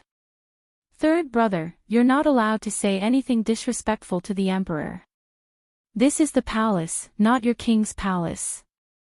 Chu Xiaobai looked around, but it was a good thing there was no one around. Chu Xiaoyang suddenly grabbed his wrist and loudly said, Xiaobai, you still don't know, right? The bride who just went through the wedding ceremony with the emperor is my Ning-er, who is also your third sister-in-law. Tell me, should I go and snatch her away from the emperor's bed? Should I take her away? Third brother, what nonsense are you saying? Chu Xiaobai's face turned white in fear. He quickly dragged Chu Xiaoyang away, but Chu Xiaoyang just stood there, not moving at all. I'm not speaking nonsense and I'm not drunk, my heart is clearer than anyone else right now. It's Chu Mo Chuan. He lied to me, he lied to everyone. He used a smokescreen to take my Ning away from me. In the end, in the blink of an eye, she became his bride, his empress. Chu Xiaoyang spoke in a very sober voice. The drunkenness in his eyes disappeared and there was only anger left. Of course he understood Empress Dowager Zhou's intentions. She wanted everyone to make him drunk and not let him go to the nuptial chambers, so he followed Empress Dowager Zhou's intentions and deliberately drank himself drunk in front of everyone. However, after he spat out the wine in his stomach and was blown by the fresh air outside, the remaining drunkenness disappeared. Chu Xiaobai's face turned green and his lips turned white. He looked at Chu Xiaoyang in a daze, not being able to digest the words he just said. He wanted to say that he was drunk and that everything he said was drunken, but it seemed like Chu Xiaoyang was even more sober than him. No, third brother, no, the emperor wouldn't do this. Chu Xiaobai shook his head, he didn't believe it. Xiaobai, you really trust the emperor to your heart's content.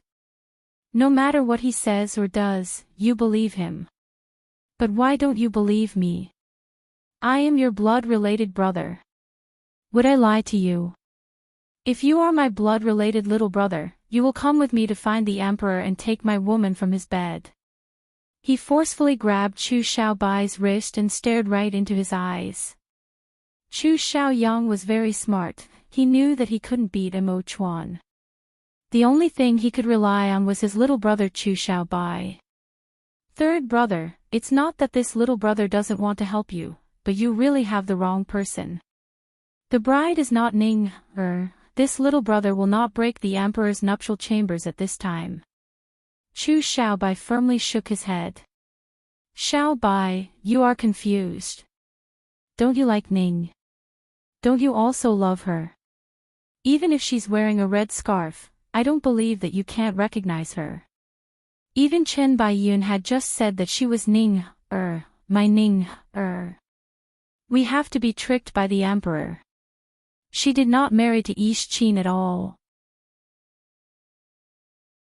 If you don't believe me, do you dare to go to the bridal chamber with me and verify this with your own eyes?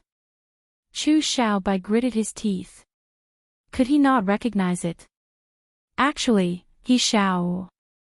As a matter of fact, he recognized her the moment he saw her. However, he didn't say anything.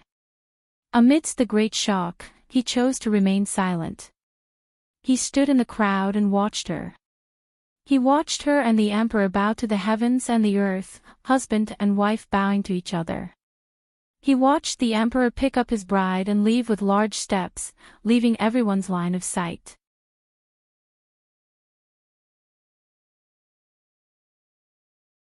Chapter 9:13. Chu Xiaobai was happy for them, but his heart was sour and bitter. Unknowingly, the corners of his eyes began to moisten. He silently raised the wine cup and drank it. This was her wedding wine, so he had to drink it. However, it was incomparably bitter in his mouth, but he still swallowed it down. He felt that this wedding hall was very noisy, making him want to leave, but he couldn't bear to leave because he knew that she was still in the palace. If he left, he would be further and further away from her. There was a faint hope in his heart that he hoped to see her again. Even if it was just seeing the corner of her clothes, it would be good. When Chu Xiaoyang smashed the wine jar with a quang dang sound, he suddenly woke up. He suddenly realized that if he could recognize her, then his third brother had known her for a long time, so how could his third brother not recognize her? Not to mention that his third brother was bringing her blood-related little sister Chen Baiyun with him. He only had a single thought in his mind at that time.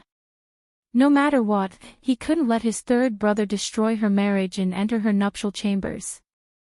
He definitely couldn't let anyone disturb her. Third brother, do you really want to personally verify it in the nuptial chambers? Chu Xiaobai took a deep breath and said. Of course, I don't need to verify it to know that she is Ning. I want to take her away, she is my person. Chu Xiaoyang gritted his teeth and his joints began to crack. But third brother, she is no longer your princess, you have no relationship with her anymore. From that day onwards, you will be married and have nothing to do with each other. Even if she really is Ning, you do not have the qualifications to take her away because she is free. She can marry whoever she wants, so what right do you have to take her away? Like a bucket of ice water had been poured over his head, Chu Xiaoyang was stunned by this question. He could not answer at all. That's right, what qualifications did he have to take her away? She was no longer his princess. He had already been divorced by her. But was he going to let her be snatched away in front of him like this?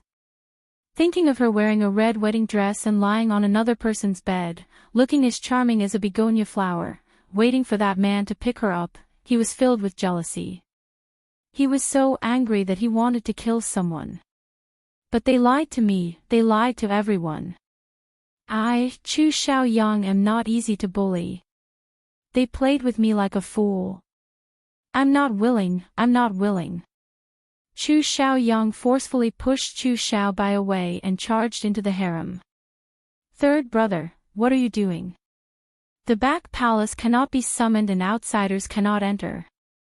Chu Xiaobai shot out in front of him. This king doesn't care. Chu Xiaobai, if you are still my blood-related little brother, if your blood is the same as mine, then move aside for me and don't block this king. Otherwise, this king wouldn't have a little brother like you. Chu Xiaoyang coldly said. Your little brother can't let you keep making mistakes. Third brother, wake up. You already have Chen Baiyun and she has your child in her stomach, so why are you still not satisfied? Why do you still pursue what you can't get? Is it not enough for you to hurt Ning time and time again? Even if she was really Ning, this was her choice.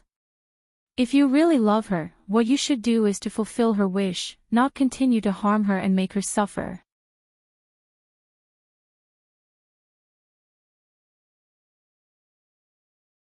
Chapter 9:14. His words came from the bottom of his heart, but Chu Xiaoyang could not hear a single word. He had already lost all reason from his jealousy. Seeing Chu Xiaobai still blocking in front of him, Chu Xiaoyang raised his right palm and coldly said, if you don't move, I'll kill you with a single palm.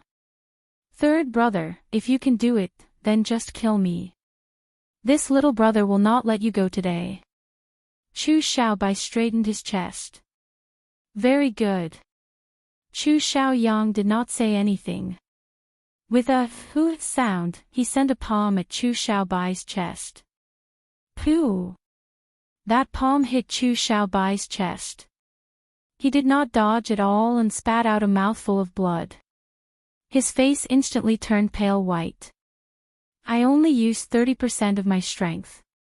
If you don't move, I'll use 100% of my strength with my next palm and your bones will break.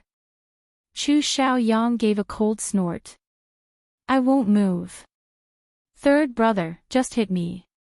Chu Xiaobai still shook his head. Chu Xiaoyang stared at him. Xiaobai, are you stupid? I'm not trying to harm her, I'm trying to steal her back from that man. She's not anyone to you, is it worth it for you to die for her? I don't know what is worth it and what is not worth it. I only know that I can't let you do anything wrong and make you regret it for the rest of your life. Chu Xiaobai felt a pain in his chest and he spat out another mouthful of blood. Although that palm did not injure his vital points, it did injure his lungs, making him suffer quite a bit of internal injuries. Third brother, I'm doing this for you. It doesn't matter if she is Ning, or not, you can't go. If she really is Ning, and you steal her back, she will hate you for the rest of her life. If she isn't Ning, how could the emperor let you off? So third brother, wake up, you really can't go. You've already lost her once, do you want to lose her a second time? Chu Xiaobai tried his best to wake him up. But Chu Xiaoyang's heart was filled with anger and jealousy. He did not want to listen to Chu Xiaobai's words at all. All right, if you don't move, then I'll kill you first. Chu Xiaoyang did not say anything. He used all his strength and sent a palm strike at Chu Xiaobai's chest. Before this palm even arrived, the wind of the palm had already made it hard for Chu Xiaobai to breathe. He knew that his third brother was truly filled with killing intent this time and he could not wake him. Since it was like this, he wouldn't just sit here and do nothing. Chu Xiaoyang suddenly moved. How could he think that Chu Xiaochu would have his of yang?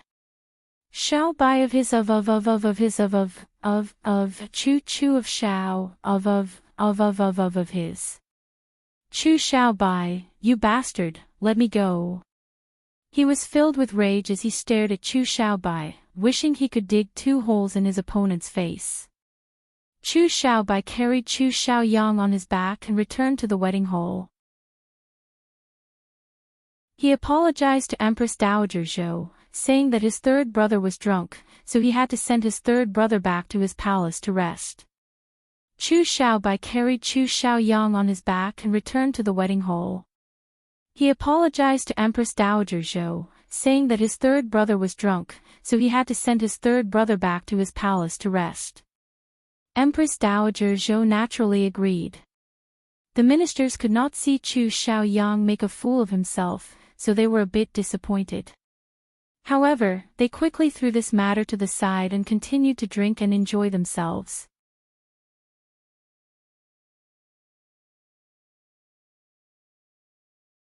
Chapter 9:15. Princess, don't you like drinking wine the most?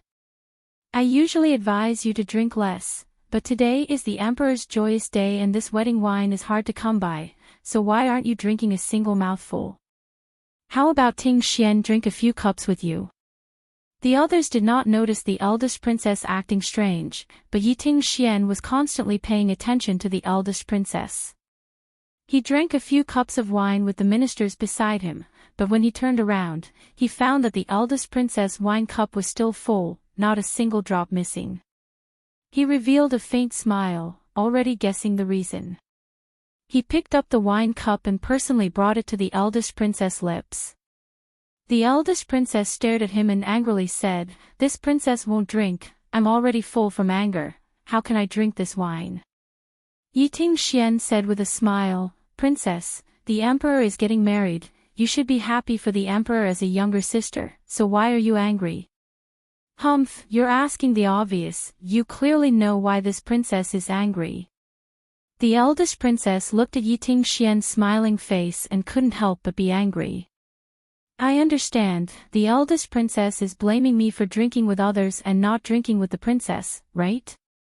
How about this, I'll risk my life to accompany the princess and we won't leave until we're drunk, how about it?" Ting Xian seemed to be in a very good mood. His picturesque face had a smile the entire time and his eyes were strangely bright. The eldest princess was filled with anger as she suddenly slapped the table and shouted, "I think your skin is itchy, you're asking for a beating."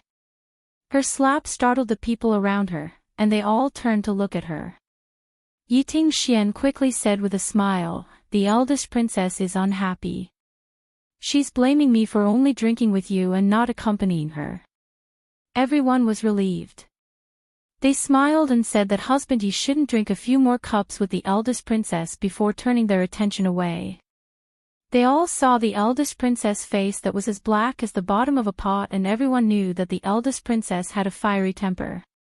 Once her temper flared up, it was enough to take someone's life. Only husband Yi could control her, they didn't have the ability to provoke the eldest princess. "Princess, are you angry at the emperor?" Ting Xian saw that everyone was no longer looking at them and he suddenly moved closer to the eldest princess, whispering into her ear. "This princess is angry at him. Angry at him. He is actually being so intimate with his bride in front of everyone. He has only known her for 3 days, but his heart is already aching for her, protecting her, and holding her in such an affectionate manner. He's too heartless, he completely forgot about Ning. Once he has a new person, he forgets about the old. You men are all trash. The more the eldest princess spoke, the angrier she became. She was so angry that tears came out. Her throat was choked up and she used the back of her hand to wipe her tears, but the more she wiped, the more tears came out. When she thought of Chen Ning, her heart was filled with an indescribable pain. She felt that Chen Ning was not worth it, and she was even angrier at her royal brother's heartlessness. The people on the side only heard her scolding husband Yi and also loudly scolding, "Yi, you men aren't good, alt." They couldn't help but shrink their necks and leave the banquet to find other ministers to drink with. They were afraid that if they were too late, they would be targeted by the eldest princess and be cursed at. Were all men, teet. Yiting Xian saw the eldest princess crying like a child, feeling pain and finding it funny. He didn't care that this was in front of everyone as he reached out to hug her, helping her wipe her tears.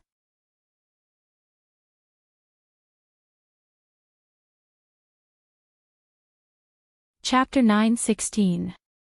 The eldest princess pushed him away and angrily glared at him. Her chest rose up and down like an angry little beast. I don't want to listen to a single word you men say, I don't believe a single word. Ning, believed my royal brother's sweet words, and that's why she foolishly married to the East Qin country where rabbits don't even shit, marrying that East Qin crown prince who is like a bull. But what about my royal brother? He instantly forgot about Ning, and betrayed his promise. He is now married to a new person and is currently holding his new lover in a sweet and loving manner. He has let down Ning. Shoot, princess, can you not mention the two words Ning, Do you want to make a big deal out of this matter? The Empress Dowager is already looking over at you. Yiting Xian anxiously wanted to cover the eldest princess' mouth, but the eldest princess easily dodged him. She angrily said, I want to make this known to everyone. I want to tell everyone and let everyone judge this and see if the emperor is right or wrong. Princess. Yiting Xian stomped his foot. He knew that the eldest princess did not fear anything in the heavens or earth. She really would tell everyone about the emperor and Qin Ning's matter. In a moment of desperation, he suddenly leaned over and before the eldest princess could say anything, he used his lips to block her lips. In the wedding hall, the red candles lit up and the guests filled the hall with laughter. The eldest princess suddenly felt a warm and soft thing press against her lips. Her eyes opened wide and she saw Yiting Xian's handsome face in front of her. His white as jade face was completely red and his long eyelashes trembled. His dark and bright eyes looked at her without blinking. His eyes were filled with shyness, panic, and embarrassment. Yiting Xian really had no other way, so he thought of this method that was not a method. He had never kissed a girl before, so he just tightly pressed his lips against hers, not letting her speak. He did not know anything else.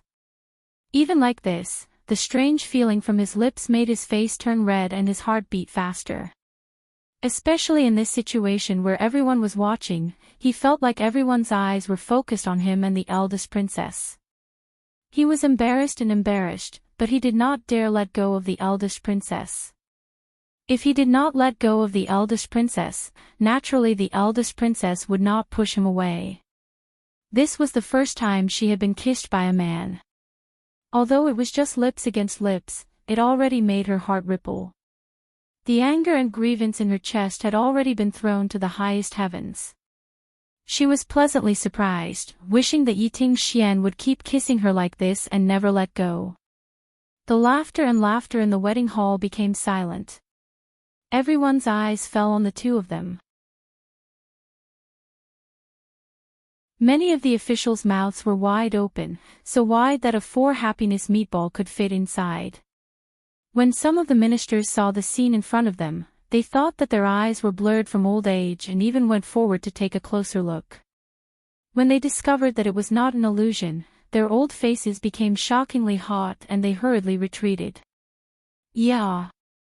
Su Jin had been focused on helping Empress Dowager Zhou prepare the food, but she suddenly found that the noisy wedding hall had become so quiet that a pin drop could be heard.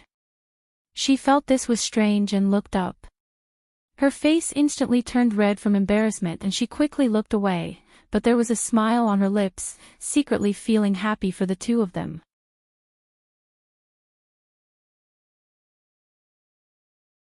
Chapter 9:17. The eldest princess marriage was the matter that Empress Dowager Zhou was most worried about. She knew that her daughter's personality was like a man and there were very few men that could enter her eyes. However, no one would have thought that the highly skilled and fiery eldest princess would fall for the cold as ice Yiting Xian who didn't know martial arts. One of them was like fire, while the other was like ice. They were completely out of place. The eldest princess had pestered Yiting Xian before, but Yiting Xian did not move at all. Empress Dowager Zhou saw all of this and although she loved her daughter, she didn't try to match them because in her eyes, Yiting Xian was not a good match for her daughter. It wasn't that Empress Dowager Zhou looked down on Yiting Xian's white robe, of course she knew that Yiting Xian was talented. She was just worried that Yiting Xian was a weak scholar and the eldest princess had a strong personality and good martial arts. Even if they were married, the eldest princess would bully her husband. It was fine if Yiting Xian was a commoner's son, but he was Marquis Xian Wu's most beloved second son. If her daughter bullied his son, she wouldn't be able to explain it to Marquis Xian Wu. She thought that the eldest princess would not have any feelings for Yiting Xian and would give up if she couldn't catch up. She never thought that the eldest princess would pester Yiting Xian for 3 years and she even had the intention to die. However, Yiting Xian still avoided the eldest princess like a snake, which made Empress Dowager Zhou feel anxious. Her daughter was growing up every day and if she delayed it any longer, she would become an old lady that couldn't be married off. Forget it, since Yiting Xian was chosen by her, then as her mother, she would follow her daughter's wishes. So Empress Dowager Zhou called Yiting Xian into the palace and had a long and honest talk with him. She wanted to find out what his intentions were for her daughter, but she was disappointed in this long talk. She found that Yiting Xian had no intentions towards the eldest princess. Since it was like this, of course she had to find a better husband for her daughter. Who would have thought that things would always be out of her expectations? It was like in just one night, Yiting Xian's attitude changed. He immediately accepted the eldest princess and accepted the emperor's marriage, setting the wedding date to 3 months later. This sudden change caught Empress Dowager Zhou off guard and she found it hard to believe. Not long ago, Yiting Xian's attitude was still cold and strong. He was suddenly willing to marry the eldest princess, the reason for this was thought-provoking. Although the eldest princess and Yiting Xian were already engaged, Empress Dowager Zhou's daughter's heart was still in the air. She was silently watching Yiting Xian, wanting to see what this brat was selling and whether or not he was deceiving her daughter. In front of everyone, Yiting Xian's performance could not be compared to him. Although he was not an official in the court, he was deeply trusted by the emperor. He could wear a white robe to listen to politics and he could speak freely in court. He was talented and was proficient in the languages of the 4 countries. He was well-read and had a great understanding of West Chu's geography and people. Even the most knowledgeable scholar of the Hanlin Academy could not compare to him in knowledge. And he was born with such a handsome face. He was like a handsome young man who had walked out of a painting. He was always elegant and radiant.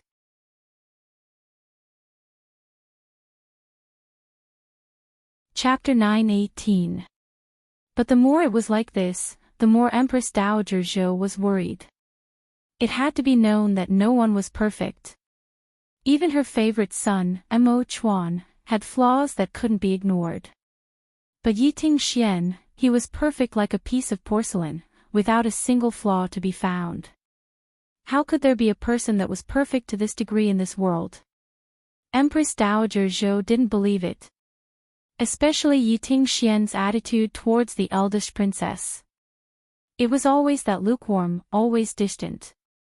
He was always by the eldest princess' side, but Empress Dowager Zhou rarely saw him being affectionate towards the eldest princess. Although young people should stop being affectionate, they were already engaged, so even if they held hands or hugged each other, it would be a normal action. Empress Dowager Zhou was worried that they wouldn't be able to control themselves before they were married, but she found that her worries were unnecessary. That Yiting Xian was a person made of stone, like he wouldn't be moved at all. The eldest princess had an even more carefree personality. She thought that when a man and woman became husband and wife, they would be together forever, so she already considered Yiting Xian as her husband. She didn't know that there was a deeper meaning to becoming husband and wife. Seeing Yiting Xian in the wedding hall under everyone's eyes, being this intimate with her daughter, it was clear that he was deeply in love with the eldest princess. This made Empress Dowager Zhou sigh with emotion and joy. The large stone hanging in her heart finally fell down. This widow seems to have drunk too much wine. Su Jin, help this widow to rest. If this widow keeps drinking, this widow will be drunk. Empress Dowager Zhou held Su Jin's hand as she stood up.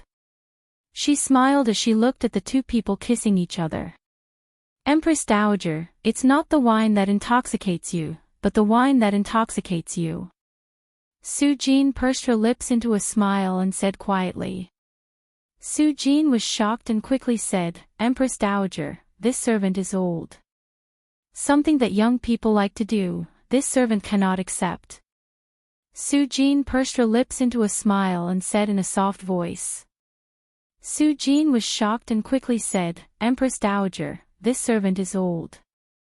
Something that young people like to do, this servant cannot accept. Old. Empress Dowager Zhou looked down and saw the white hair on Su Jin's temples. She suddenly gave a sigh, that's right, you have white hair. It was this widow who wasted your youth, letting you stay by this widow's side.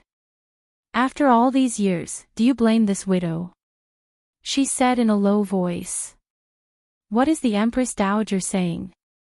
This servant isn't willing to marry, this servant is willing to stay with the Dowager. Su Jin said in a fearful voice. Empress Dowager Zhou nodded. She felt that she had spoken a bit too much today, perhaps she was really drunk. Only when drunk would she speak the truth. Empress Dowager Su Jin Empress said. The Su, the minister, she, Dowager, the said, the one say, and said. Ting this, the ministers said, one. Not long after, there was only the eldest princess and Yiting Xian left in the large wedding hall. Yiting Xian's face turned red as he moved his lips away from the eldest princess' lips. Just as he took a breath, the eldest princess' arms wrapped around his neck and her large eyes looked at him without letting him go. Ting Xian, I want you to kiss me like before. Her lips were red from his kiss and her large eyes were watery.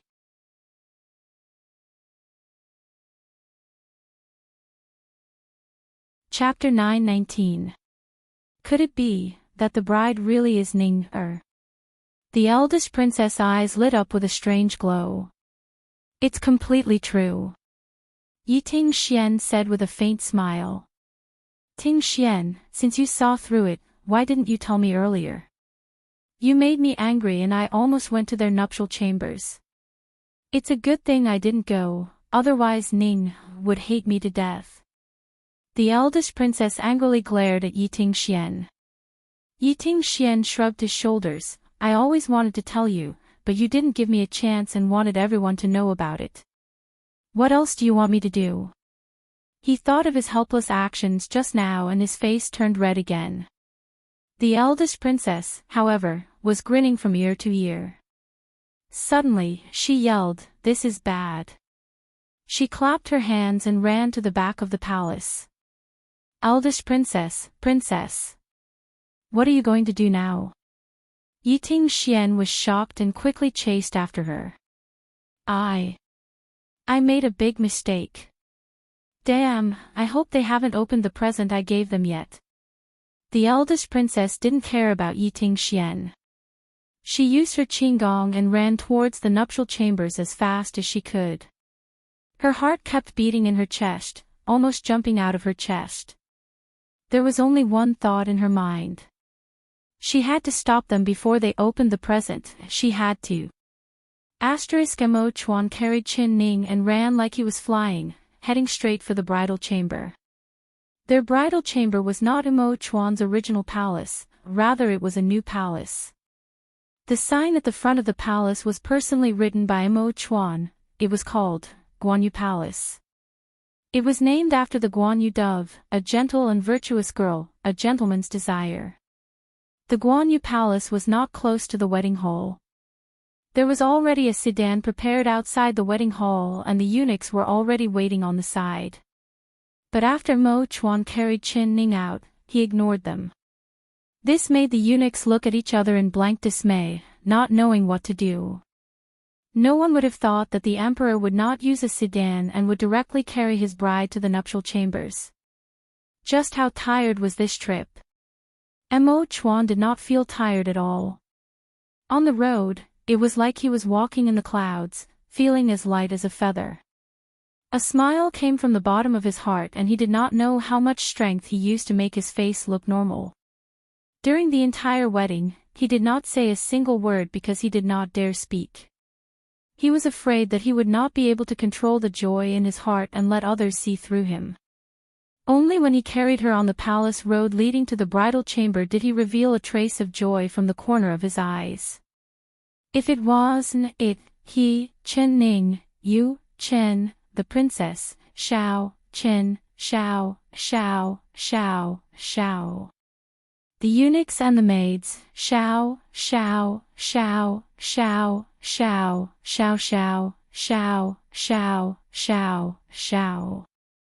The eunuchs and palace maids in the room were all startled. They did not expect the emperor to suddenly come in like this without a report. They hurriedly knelt down and kowtowed. Your Majesty, Your Highness. They all recognized the girl in the emperor's arms. She was wearing the bride's clothes, so she was without a doubt the empress that had just gone through the wedding ceremony with the emperor. Hearing the words, Empress, Mo Chuan couldn't help being a bit surprised. He looked at the bride in his arms and revealed a faint smile on his handsome face. You've all worked hard. You can all leave. Everyone can go get 20 silver coins. He said with a faint smile.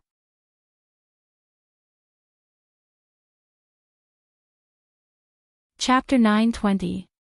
Your Majesty, do you need us to help the Empress take a bath? Nanny Shi, who was dressed in red and green, asked carefully. No need, all of you leave. Mo Chuan waited for everyone to leave the room before gently putting Qin Ning down. He turned around and closed the door. Turning around, he looked at the slender girl in the room without blinking. This was the Guanyu Palace's bedroom. It wasn't magnificent, but it was elegant and comfortable. The golden brick floor was covered in a thick carpet and there were large red drapes on both sides of the bed. There was a pair of lotus candlesticks in front of the bed. There were 2 dragon and phoenix candles burning high up, filling the room with a joyous atmosphere. Mo Chuan held his breath and silently looked at her. For a moment, it was like he was in a dream. Qin Ning waited for a while, but she didn't hear Mo Chuan speak. The room was silent, like there was no one there at all. She uneasily moved her feet. Her feet were soft, like she was stepping on thick clouds. Her head was covered with a red veil, so she couldn't see where she was. She could only smell a faint fragrance coming from her nose. Mo Chuan. She softly called out. She wasn't sure if he was still in the room. She didn't hear his reply. He wouldn't have left her in the room and gone out to drink with the guests, right? If it was like this, she could let out a sigh of relief. Mo Chuan, are you there? She tried calling out, but there was still no one who answered her. Chen Ning's face under the red veil revealed a relaxed smile. He really had left. She patted her chest and let out a long sigh of relief. Although this was the moment she dreamed of, when she thought of being alone with him and what would happen next, she couldn't help feeling nervous. Now that he had left, she could steal some time to relax. She couldn't avoid this sooner or later, so it was better if it came later. Chen Ning did not take off the red veil because Su Jin had told her that Imo Chuan had to personally take it off for her. However, with this thick red veil covering her, she felt a bit stuffy. She could see a thick and soft carpet under her feet from under the red veil. On a whim, she took off her shoes and walked over the soft carpet with her snow-white feet. The long and soft fur under her feet was soft and comfortable. "Is it fun?" Suddenly a low and sweet voice came from above her head. At the same time, she saw a pair of boots beside her feet from under the red veil. It was a brand new bright yellow official boots embroidered with dragon patterns. "Mo Chuan, why haven't you left?" She was startled, and then her body flew into the air. She was carried by him again. She instinctively reached out to hold the back of his neck, and let out a soft cry of, "Aw. This is our bridal room, where do you want me to go?" Mo Chuan's soft voice sounded in her ears. Even though there was a thick red scarf between them, the heat from his breath still entered her ears and made her shiver all over. She shrunk her neck, but pressed herself against his chest. She could feel the heat from his body passing through his clothes to her face, making her face burn up. "You are, clearly in, you.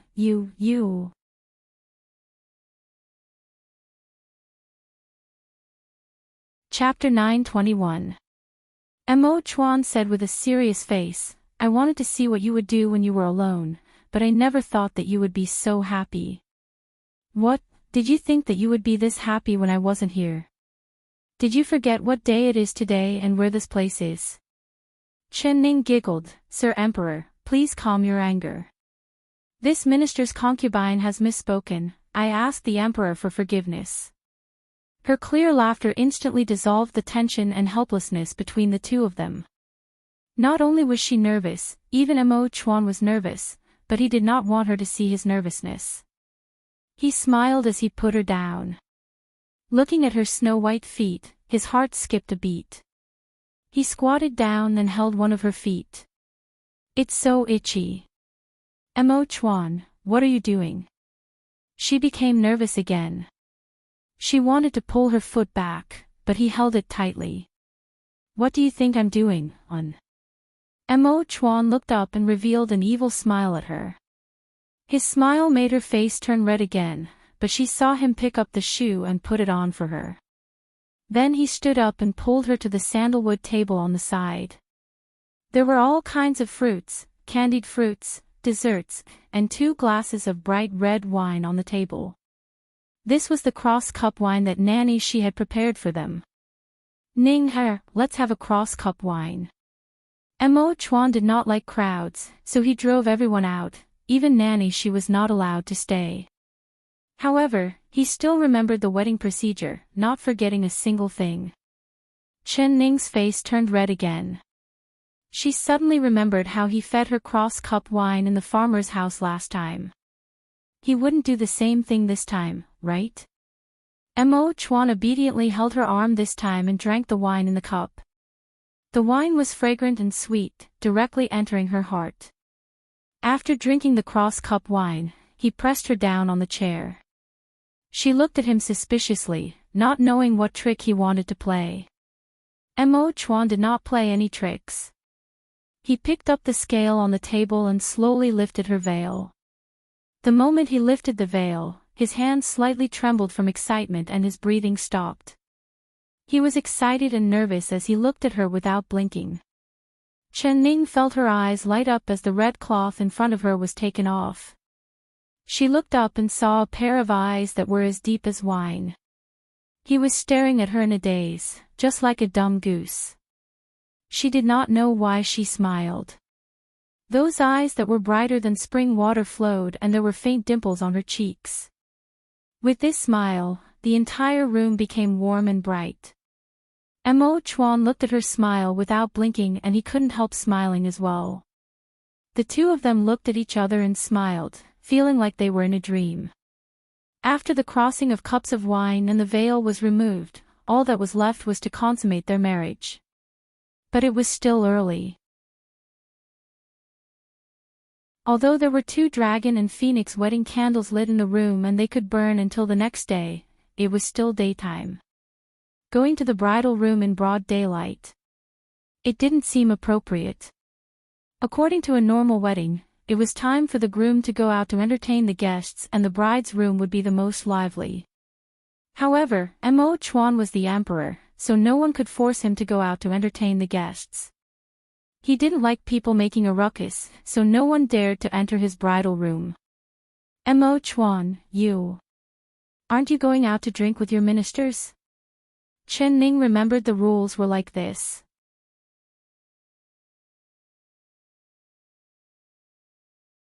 Chapter 922.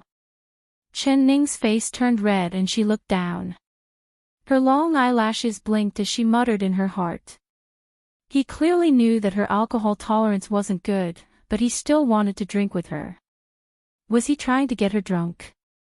Actually, he didn't need to get her drunk at all.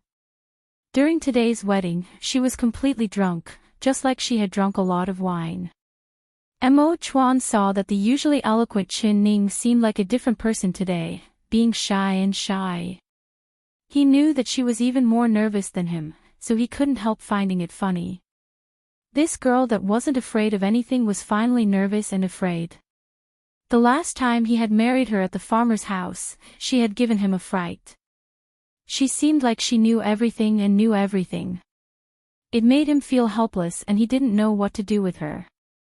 Now, this was how a newlywed should look like. But no matter what she was like, he liked her. He poured 2 cups of wine and gave one to her. He looked at her with a smile. This is a sweet fruit wine, it won't make you drunk. You can drink a few more cups. She was feeling dry from nervousness, so she drank the wine cup in one gulp. It was sweet and cold, with a strong fruity fragrance. It was very delicious. She felt that the cup was too small, so she poured the wine into the teacup and drank it in one gulp. She felt that the more she drank, the better it tasted, so she poured a 3rd cup. You're not allowed to drink anymore, you'll get drunk. Mo Chuan suddenly placed his hand on the back of her hand and took the teacup from her hand. She looked up at him with beautiful eyes and a drunken look. You said that this wine won't make you drunk. Stingy, I only drank 2 cups and you're already reluctant. He smiled as he pinched her nose. How would I know that you would drink like this? Are you trying to get yourself drunk and then fall asleep? I won't allow it. Tonight is our wedding night. I don't want to go to bed with a drunk bride. Who wants to go to bed with you? Chen Ning's face turned red again. Hearing the word, go to bed, her thoughts immediately went astray. Actually, as an ancient person, he was purely talking about going to bed, but she couldn't help thinking about it. Mo Chuan smiled. He liked seeing her blush, so he deliberately teased her. It's fine if we don't go to bed, how about we sleep on the carpet? I can see that you really like this carpet. He thought of her walking barefoot on the carpet, looking very happy, and his heart skipped a beat. Mo Chuan, if you keep speaking nonsense, I won't talk to you anymore. She angrily said. He smiled as he looked at her embarrassed and annoyed face. He really wanted to hold her in his arms and kiss her, but he didn't dare. Because he knew that as long as he was near her, he would not be able to control himself. Even though he was just talking to her and sitting face to face, he had already started to let his imagination run wild. He couldn't help looking out the window, wondering why the sky wasn't dark yet. Although he had made it clear that he didn't want anyone to disturb him in the bridal chamber, there were always exceptions. His heart was still hanging in the air. As long as they hadn't become husband and wife, he was always worried that someone would suddenly barge in and snatch her away. He wanted her right away. But before he got married, the nanny in the palace who taught him the etiquette of the bridal chamber repeatedly warned him that the ceremony of husband and wife must be done after dark. Doing this kind of thing in broad daylight was immoral and would be ridiculed by others.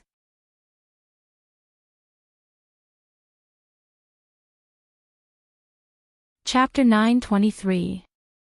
Ning, let's play riddles, alright. Mo Chuan took a deep breath and then let it out.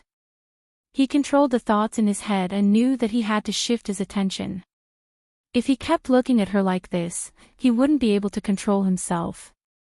Guess riddles. Alright, how do we guess? What riddles? Her eyes turned and it was like she had guessed his thoughts. She also let out a sigh of relief. Come with me. Mo Chuan smiled as he pulled her hand and walked to a corner of the palace.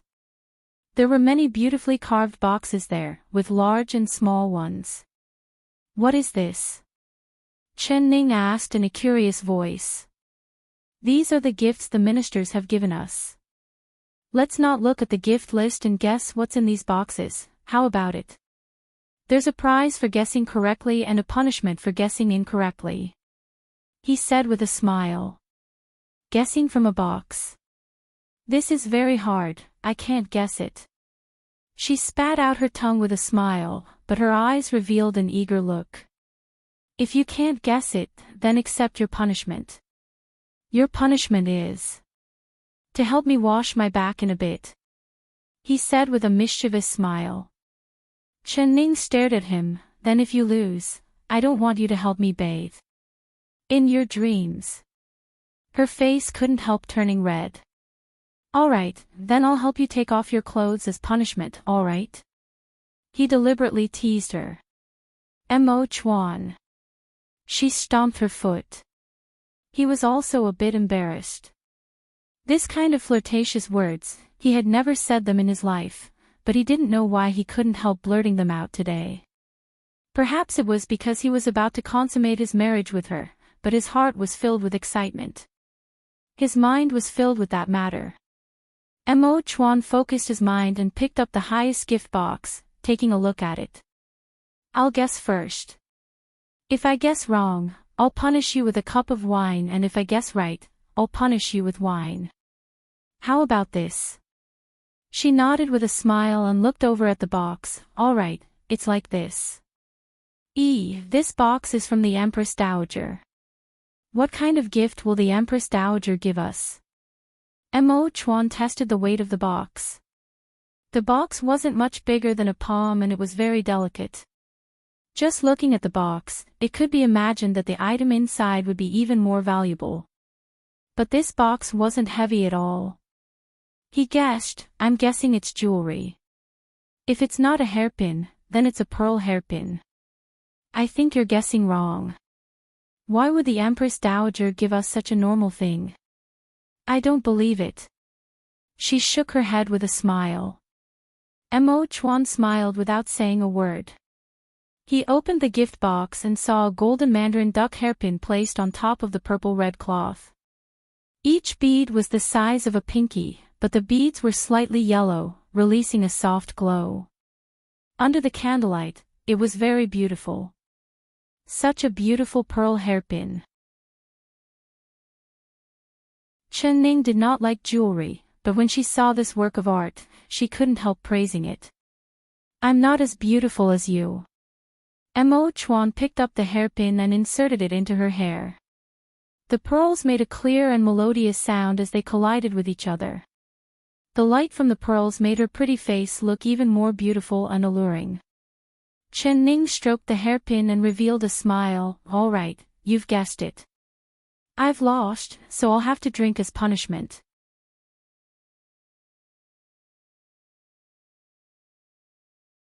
Chapter 9:24. Mo Chuan smiled as he scratched her nose. He winked at her. You're willing to bet and you're willing to lose. I'll guess the next one. Chen Ning casually picked up a gift box. Looking at the words on the cover, she gave an "ah" sound and the smile on her face disappeared. She held the gift box for a long time without saying a word. Seeing her expression, Mo Chuan could guess a bit. He looked at the gift box and thought that it really was a gift from Xiao Bai. Only, what did he send? If you can't guess it, will you accept your punishment? I can't guess it, I accept my punishment. Chen Ning drank another cup of wine and then gave a faint sigh. She could guess other people's thoughts, but she couldn't guess Chu Xiaobai's thoughts. The last scene of Chu Xiaobai flashed in her mind. He was holding Chu Xiaoyang, who had fallen off the carriage, and looking up at her, not even blinking for a second. Although she did not look at him directly at that time, his gaze was unforgettable.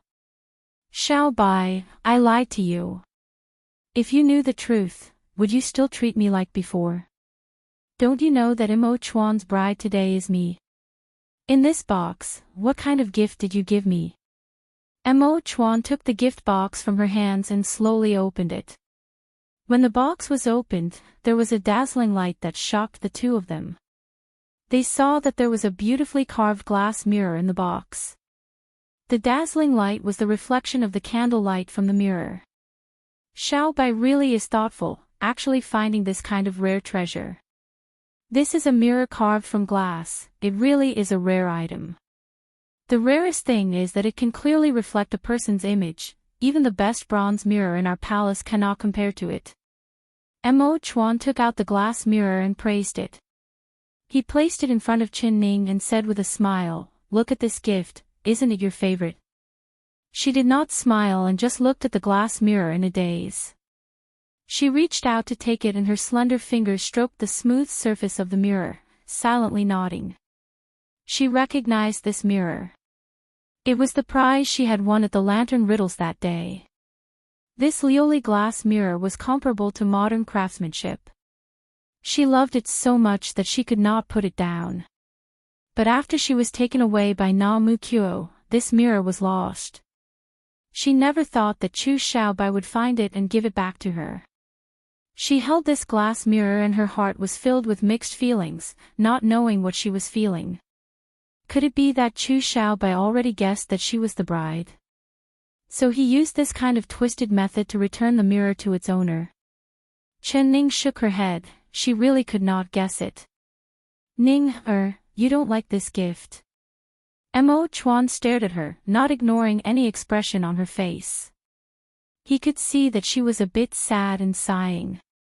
This mirror definitely had a story between her and Chu Xiaobai. Xiao, xiao, xiao, tu, xiao, xiao, xiao, xiao.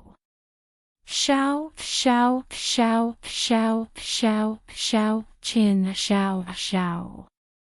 Xiao, Chen Ning looked up at him and her eyes were filled with tears. She was touched by Chu Xiaobai's intentions, but she could not repay him in this life. She gently put the mirror aside and went to get another gift box.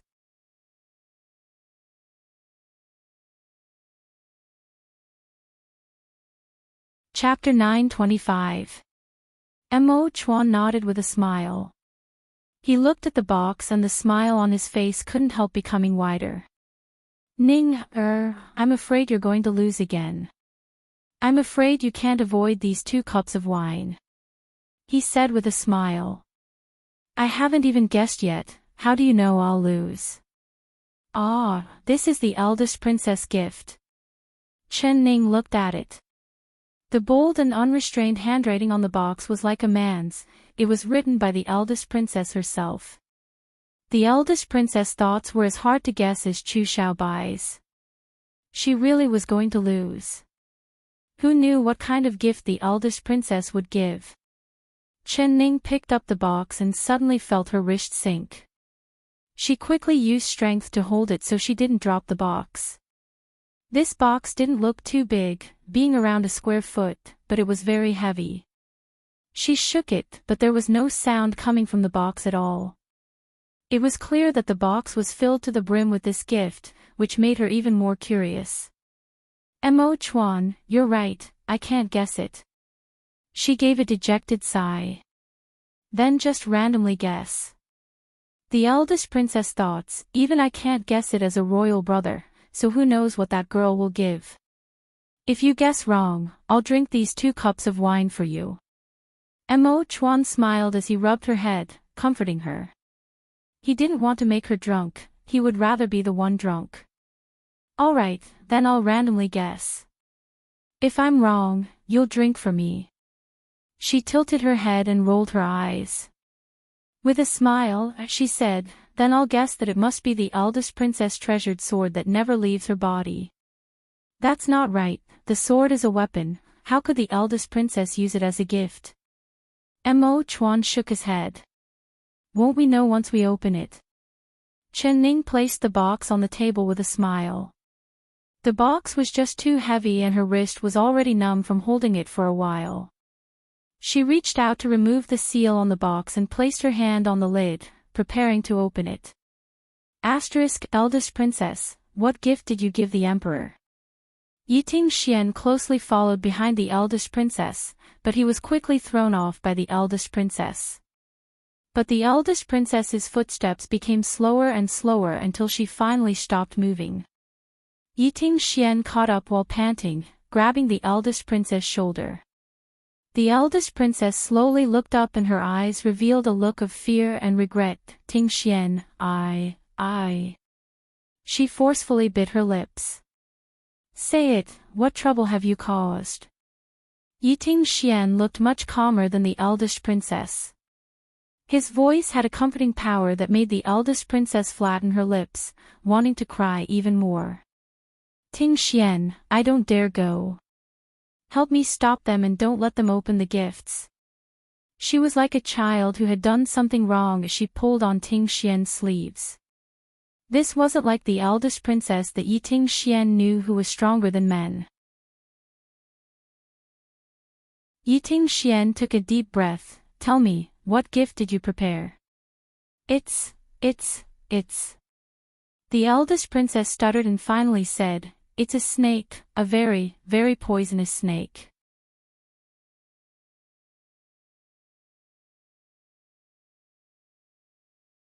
Chapter 9:26. The eldest princess felt even more guilty. She lowered her head and said, of course I know royal brother is afraid of snakes, I just can't stand his fickleness, so I wanted to scare him a bit. Don't be in a rush to be angry, I just wanted to scare him a bit. I sent people to remove the fangs from that snake, so it isn't poisonous and won't bite anyone. I didn't know that the bride he wanted to marry was Ning. If I knew, I wouldn't have done this. Yiting Xian's heart that was in his throat fell back into his stomach. He stared at the eldest princess. Even if it's a snake with its fangs removed, it's still not enough. If the emperor is scared, how can he consummate his marriage? He grabbed the eldest princess' wrist. Come with me to the bridal chamber right now and apologize to the emperor and empress. I hope they haven't opened your gift yet and we can stop them in time. When Chen Ning's finger touched the lid, before she could even open it, the lid suddenly popped up, scaring her. Then, a black, triangular-shaped object covered in scales poked out of the gift box. Its bean-like eyes flashed with a cold light, and its long tongue hissed. It was actually a giant white snake with a black base. The snake's head was triangular and it was clearly poisonous. Ning, be careful. Mo Chuan's pupils suddenly shrank. The moment he saw that poisonous snake, his breathing stopped and his hands turned numb. In this world, he wasn't afraid of anything, but he was afraid of a single animal. That was, snakes. Seeing this cold and slippery thing, his heart turned cold, but he immediately thought that she was in danger. His face turned as white as paper. Although he was afraid, he grabbed her hand without any hesitation, preparing to pull her far away. Chen Ning gave a gee laugh and dodged his hand. Instead she went to grab the snake's weak spot. She could see that he was afraid of snakes with a single glance, so she wanted to catch it to scare him. It was a gift from the eldest princess, so how could it be dangerous? This snake looked poisonous, but it must have had its fangs removed. Ning, you. Quickly let go. This snake is poisonous. Mo Chuan saw her grab the snake and shake it in front of him, causing his heart to shatter in fear. How could she be this bold? She didn't want to live anymore. Mo Chuan, I never thought that you would be afraid of this little worm. All right, I'll immediately throw it away, don't be afraid. She gave him a charming smile and spoke in a voice like she was coaxing a child. Mo Chuan was so nervous that he began to sweat. Chen Ning giggled as she placed the snake into the box. When she was about to close the box, she suddenly felt her fingertips go numb. Looking down, she saw that the snake was biting her right index finger, causing it to bleed. She couldn't help being stunned. Didn't the snake have its fangs removed? She couldn't help but be stunned.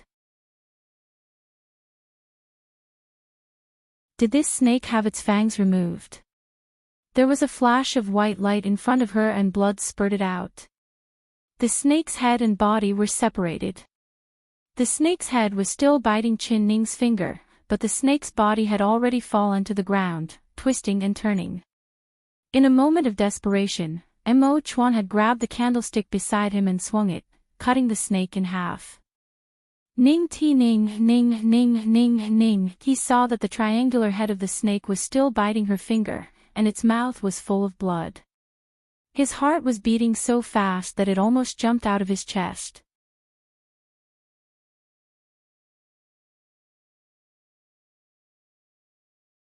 Chapter 927.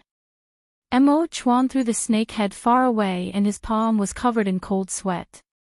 He reached out to look at her injured finger and saw that it had already turned blue and purple. The blood that flowed out had already turned black. This snake is poisonous, he said with a cold face as his heart turned into a bowl. He lowered his head and sucked the poisonous blood from her wound without even thinking about it. When his lips touched the wound on her finger, he felt a burning sensation on his lips. It was like he had been burned and a small blister appeared on his lips. Mo Chuan, it's dangerous. Don't suck it. This poison is very strong. Chen Ning forcefully pulled her finger back and placed it behind her back. Mo Chuan was right. This snake was indeed poisonous and it was a very strong poison. In just a short moment, she felt the entire right side of her body go numb and it felt like her entire arm wasn't hers anymore.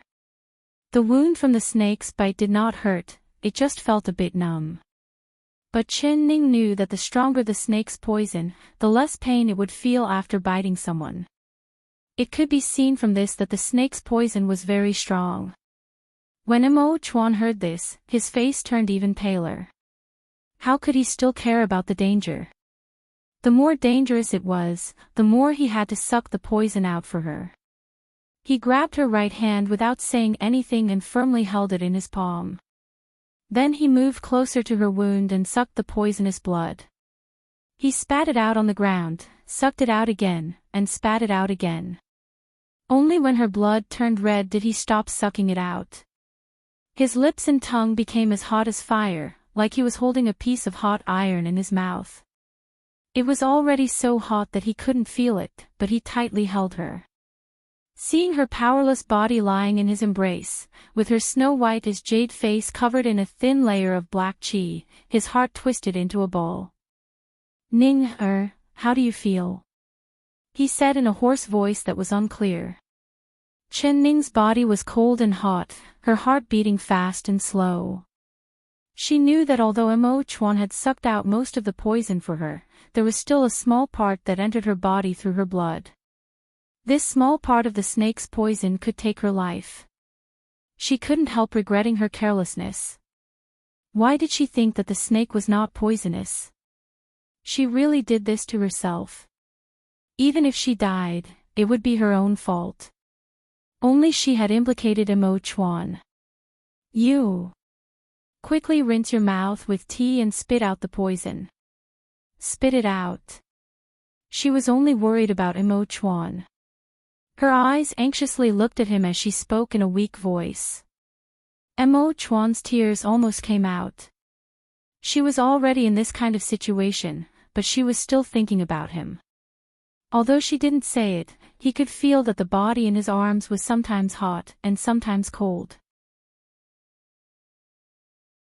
Her forehead was sweating, and the next moment, she was trembling. Even he felt uncomfortable holding her, so it must be even more uncomfortable for her to be caught in this world of ice and fire. Quickly. Quickly rinse your mouth, Chen Ning said with difficulty. Even her tongue was beginning to feel numb. She believed that the snake venom would soon invade her whole body. She might not be able to speak or move very soon. If you die, I won't live either. Why would I care about this little poison? His eyes were bloodshot as he looked at her. Seeing her lips turn purple, his entire body felt as if it had fallen into an ice cellar, and his entire body began to tremble.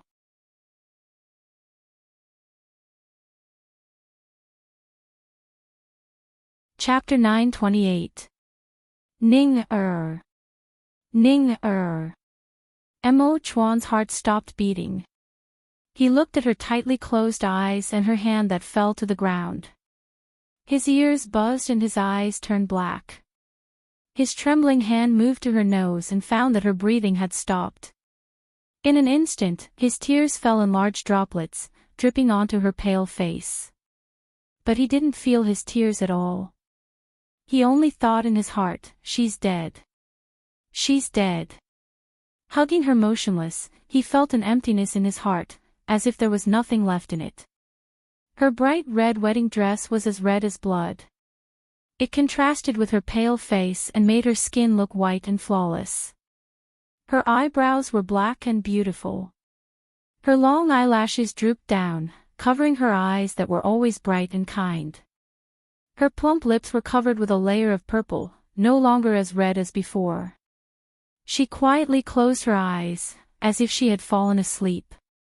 She was like the most beautiful painting in the world, but in his arms, sleeping forever.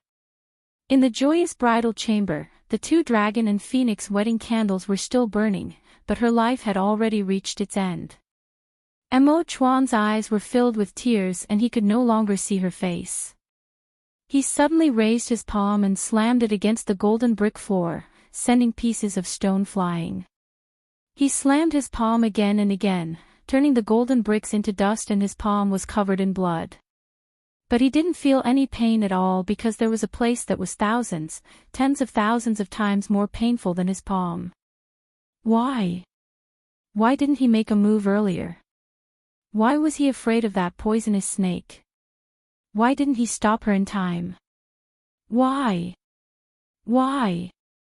He hated himself so much that he wanted to dig out his heart and put it in front of her to repent. He wanted to cry out loud, but his throat seemed to be choked, and he couldn't cry out. Big drops of tears fell down his face. Ning-er. All of a sudden, he let out a heart-wrenching cry, like the angry roar of a beast that had lost its lover. That voice passed through the roof and spread far away. It made the people guarding the Guan Osprey Palace tremble, and they couldn't help revealing looks of fear on their faces. Xiao Xi's body trembled. He could tell that this was the Emperor's cry, and it was filled with anger, regret, and heartbreak. What happened? What happened in the bridal chamber? There must have been a large change. Xiao Xi's heart began to beat fast and a bad feeling filled his heart. He ignored the Emperor's orders and ran off in the direction of the palace. Ning-er. That roar also entered the ears of the eldest princess and Yiting Xian, who were rushing over. They had just arrived on the road outside Guan Osprey Palace when they suddenly heard this roar coming from inside. Yiting Xian's calm face instantly turned white and he suddenly stopped moving, looking at the eldest princess with an abnormally nervous expression. That is my royal brother's voice, he is calling Ning-er's name. What is it, Ting Xian, what happened? The eldest princess' heart was filled with panic. I don't know what happened either, princess. I just hope that your prank didn't cause a huge disaster. However, I have a bad feeling about this.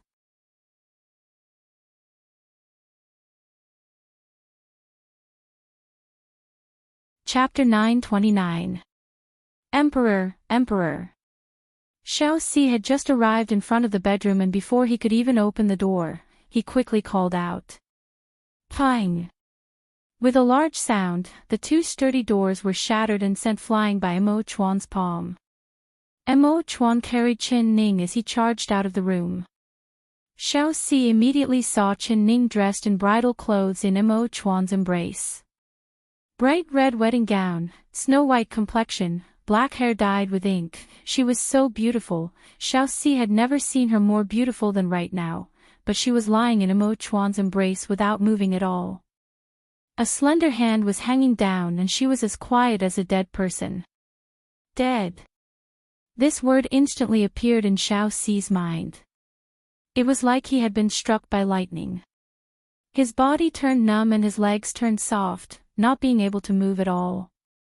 Royal, Emperor, the Empress, she. What happened to her? Xiao Si's tongue was in a knot as he stuttered and his heart jumped to his throat. Go find Dr. Zhang. Immediately go find Dr. Zhang. Quickly. Mo Chuan wildly roared at Xiao Si. Yes, this servant will go now. Xiao Si replied. He already vaguely understood what was going on. He wanted to break into a run, but his legs were as soft as noodles, trembling and swaying. No matter what he said, he couldn't take a step forward. Emperor, Ting Xian has brought the eldest princess here to ask for forgiveness. The eldest princess has been mischievous for a moment and has caused a large disaster. I hope the emperor can forgive her. Ting Xian's person hadn't arrived, but his voice arrived first. He pulled the eldest princess over from the palace gates and saw Mo Chuan's tall figure in the distance, as well as the red figure in his embrace. Ting Xian's heart was beating fast and he felt his mouth go dry. He was thinking that it wouldn't be as he expected. Hearing the words, eldest princess, it was like thunder exploded in Mo Chuan's ears, instantly waking him up. He looked up. His eyes were red and swollen, just like a bloodthirsty beast. He saw the eldest princess stumbling over as Ting Xian pulled her over. She was still muttering in an unconvinced manner. Ting Xian, you're making a big deal out of this. I was just joking with the emperor and Ning, what punishment is there to ask for? It's just a long worm. Royal brother wouldn't cut off my head because of this, right? Royal brother has always loved me the most. At this moment, Mo Chuan's body moved, moving as fast as lightning. Xiao Si and Ting Xian only saw a red figure flash in front of them. Following that, Ting Xian felt his hands loosen and the eldest princess he was tightly holding disappeared. Princess. Ting Xian called out in shock, only then did he notice that the eldest princess had been grabbed by Mo Chuan. Mo Chuan was holding Chen Ning with one hand and his other hand was holding the eldest princess' throat. His handsome face was twisted as he stared at the eldest princess like he was looking at an enemy. The eldest princess couldn't help trembling in fear when he looked at her with that cold gaze. He looked like he was a beast that wanted to eat. He was like he wanted to eat her. No, he wanted. No.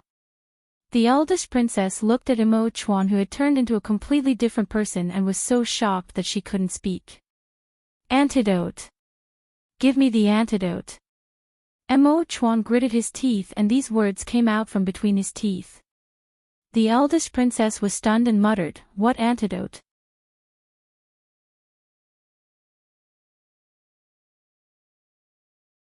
Chapter 930. That snake. The eldest princess was suddenly enlightened. Why did Mo Chuan seem like a different person? It was all because of that snake. She was instantly filled with anger. It was just a snake that didn't have any poison after pulling out its fangs. Did royal brother need to be this afraid? He was actually looking at her like she had killed his father. That hand that was grabbing her throat almost made her lose her breath. That snake wasn't poisonous. I pulled out its fangs. Royal brother, I just wanted to scare you. I thought that you abandoned Ning, to marry someone else and I couldn't take it, so I... Give me the antidote. Mo Chuan suddenly roared out, cutting her off.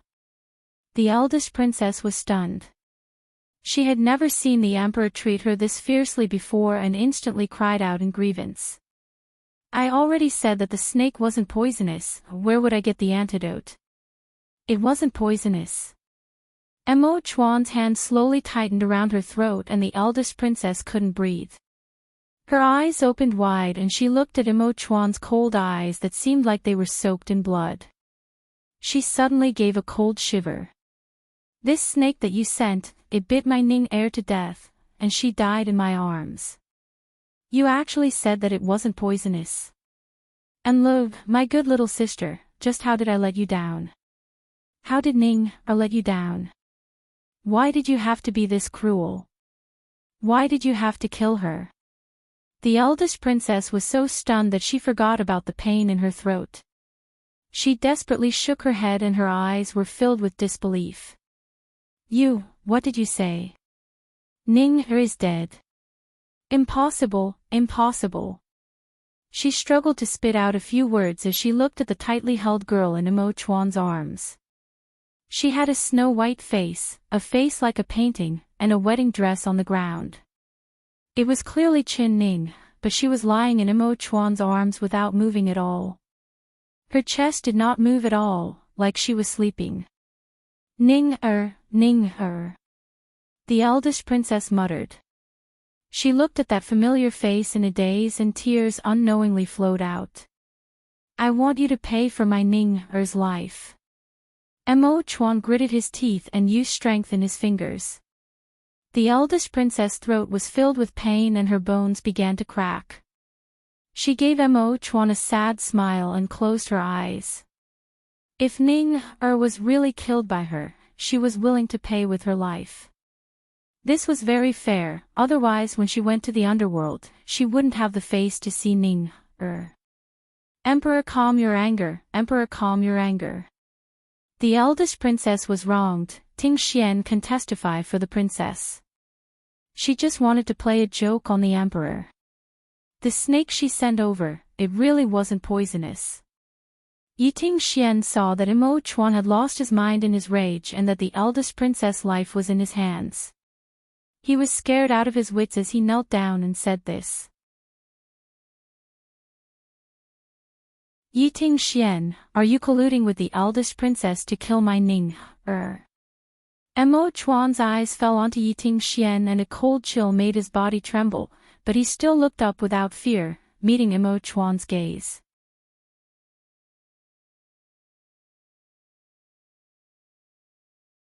Chapter 931.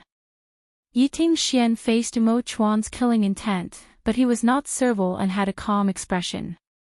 His words were like an ice-cold spring, making Mo Chuan's mind that had been burned by the flames of anger clear up a bit. Mo Chuan finally slowly loosened his fingers. The eldest princess instantly felt a breath of fresh air enter her lungs. She took a deep breath and ignored the pain in her throat. Looking at Qin Ning in Mo Chuan's embrace, tears began to fall. Ning-er. She threw herself at Qin Ning and began to cry. If you can save her, I'm willing to kowtow to you 100 times. Mo Chuan said with an expressionless face. Even if Ting Xian insisted that the snake was not poisonous, Mo Chuan had personally seen the snake poke its head out of the eldest princess' gift box. He had personally seen the fangs covered in Ning-er's blood, so his hatred for the eldest princess could not be erased. The eldest princess turned a deaf ear to Mo Chuan's words. Her heart was filled with pain and regret, she was heartbroken. She did not even have time to repay Ning-er's kindness to her before she left like this. She did not even get to see her one last time. What she could not accept the most was that if Ning-er was killed by the snake she sent out, she would not be able to forgive herself even if she died 100 times. If she could save Ning-er, even if she died 100 times, she would still be willing. Emperor, this minister wants to take the Empress pulse. Yiting Xian had a rough understanding of medicine, but he still did not believe that Qin Ning would die. Mo Chuan coldly looked at him and said in a cold voice, "She is already not breathing. Do you have any miraculous pills that can save her?" Yiting Xian didn't reply and carefully walked forward, placing 3 fingers on her pulse. Touching it was a wave of cold, so cold that a layer of shiver ran down his back. He only touched it once before his face turned pale. He let go of his fingers and took 2 steps back, kneeling down on the ground. "My condolences to the Emperor." Not only did she not have a pulse, even her body had turned ice cold. Yiting Xian's body turned cold and he could not understand why this happened. He believed the eldest princess' words, she would not have sent a poisonous snake into the palace and she did not have any intentions of harming anyone. But looking at Qin Ning's appearance, she was indeed poisoned to death. Her fingers were clearly bitten by the snake and these were all evidence that could not be erased. Mo Chuan's heart filled with grief. Although he did not believe that Yiting Xian could save her, his words were like a knife stabbing into his heart. He was clearly telling himself that she was truly dead. Ning is not dead. She is not dead. Suddenly, the eldest princess looked up from Qin Ning's body and a look of wild joy appeared on her tear-stained face. Mo Chuan was not moved. Mo Chuan looked at her and said. Mo of Chuan did not say anything. Mo Chuan did. Mo did not say. Looked at. He did not say. Ling Chin Ting Ting Chin. He wanted to take one more look at her, and then he was ready to let her go. If she left, what meaning was there for him to live alone in this world? He would not be able to see her clear and charming eyes again. He would accompany her. Whether it was in life or in death, he would not be separated from her again. Today was their wedding day, but she had left him alone. He had to quickly chase after her. Perhaps in another place, they would still be able to consummate their marriage.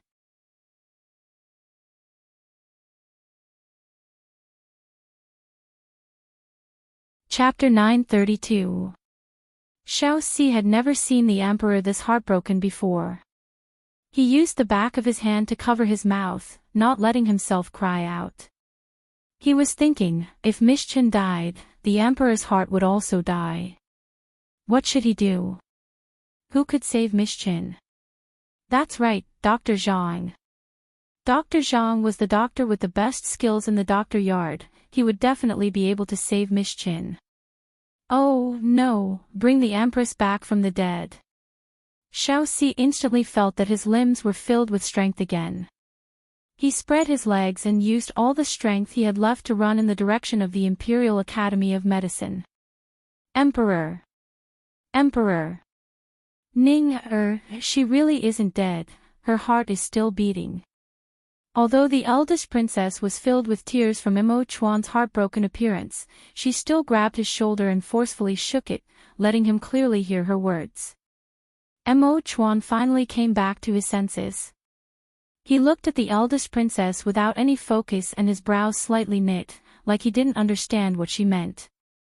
It's true, touch her. Her heart is still warm and her heart is still beating. She isn't dead, she's still alive. The eldest princess cried out with tears in her eyes. Mo Chuan's body heavily trembled. He looked at the eldest princess with a deep look of disbelief. After a bit of hesitation, he placed his hand into the clothes of the young girl in his embrace. They had already gone through the wedding ceremony and she was his bride, so he no longer needed to avoid anything between a man and a woman. Her skin was cold and smooth, feeling it was like touching a piece of fine jade, cold and without any warmth. Mo Chuan's heart was filled with intense pain. His finger touched her skin and slowly moved towards her heart. Although he knew that there was little hope, he still hoped that what the eldest princess said was true and that she really wasn't dead. His hand stopped at her chest. Her skin was already cold, but the skin on her chest was still slightly warm.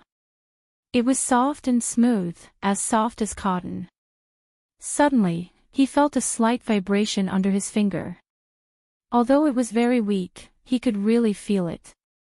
Her heart was still beating.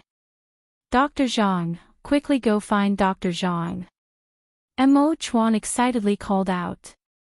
Tears once again came out, but this time they were tears of joy. As long as her heart was still beating, Dr. Zhang would definitely have a way to save her.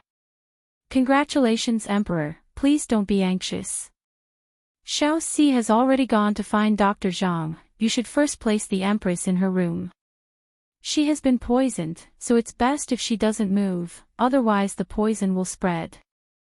Yiting Xian was the calmest out of everyone. His words were spoken in an orderly manner, allowing Mo Chuan's excited heart to slowly calm down.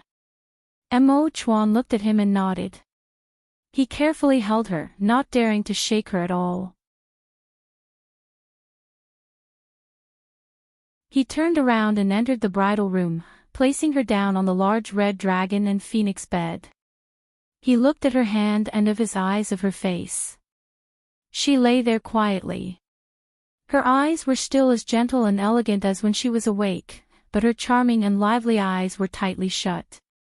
She would no longer smile at him, nor would she say those naughty and mischievous words to him. If she really continued to sleep like this and never woke up. Mo Chuan suddenly gave a cold shiver. He lowered his head and placed his lips on her cold lips that didn't have a trace of warmth.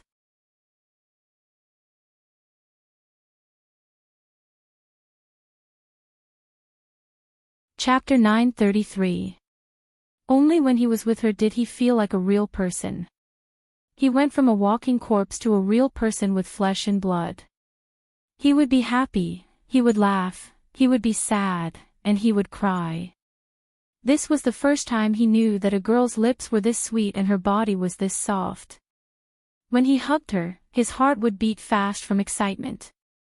It was also the first time he knew that when he saw the eyes of the person he loved the most unable to open, he would be afraid and cry helplessly, shedding tears like a child.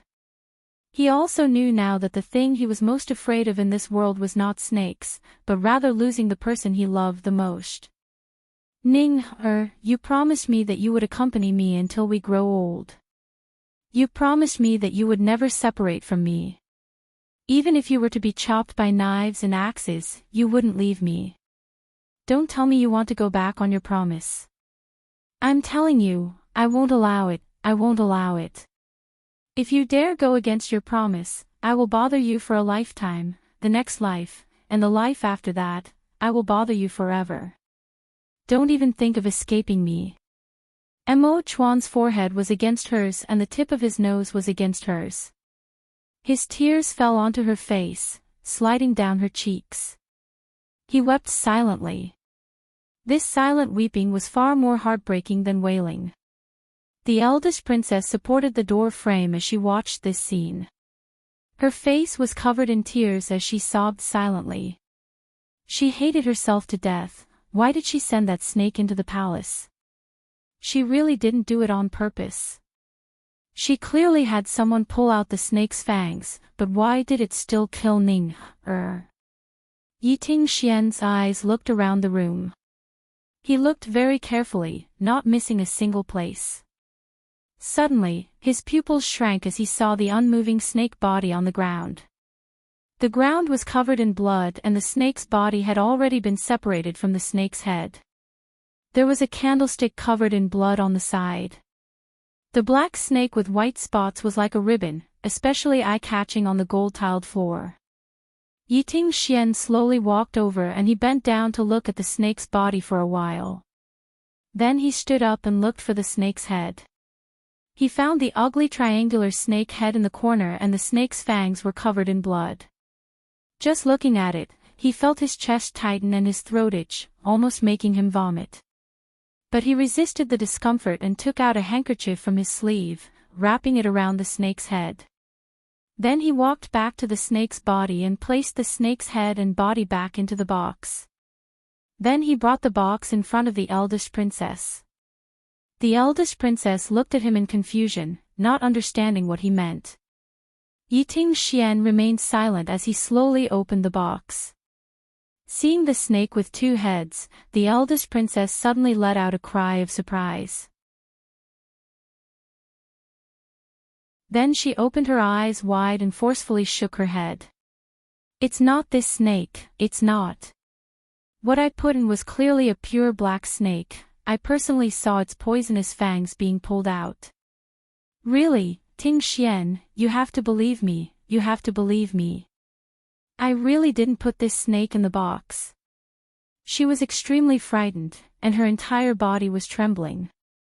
Her mind was buzzing, and when she saw the blood on the sharp snake teeth, her vision turned black. It was this black base white flower snake that had bitten Ning.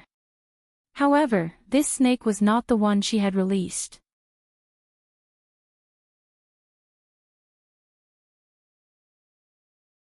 Chapter 934. Yiting Xian pondered for a bit. He believed the eldest princess' words, but he also believed that there was someone behind this.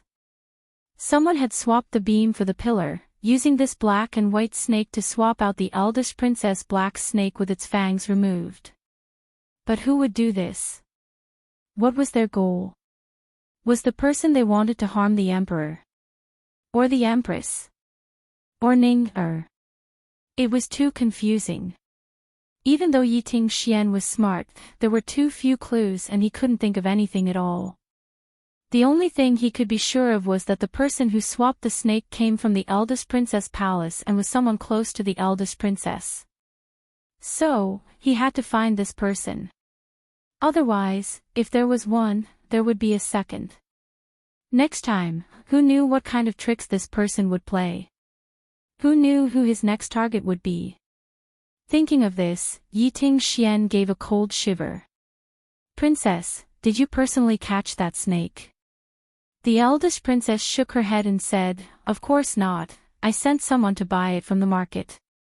However, I personally saw someone pull out the snake's fangs and I personally put the snake in the box, but I don't understand how it turned into a poisonous black snake." "Oh, if you didn't pull out the snake's fangs, then who did it?" Yiting Xian slightly narrowed his eyes. "It was one of my maids. I just asked who dared to pull out the snake's fangs and she volunteered to do it. She was very good at pulling out the fangs, so I rewarded her with 2 silver coins," said the eldest princess.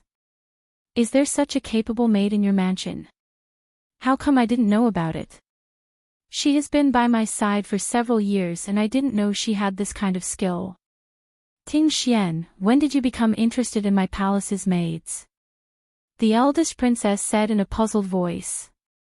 "I'm not interested in other maids, but I am very interested in this maid who can pull out the fangs. Eldest princess, you should immediately return to the palace and find this maid. Don't let her escape and don't let her die, I have something to interrogate her about," Yiting Xian said with a serious expression.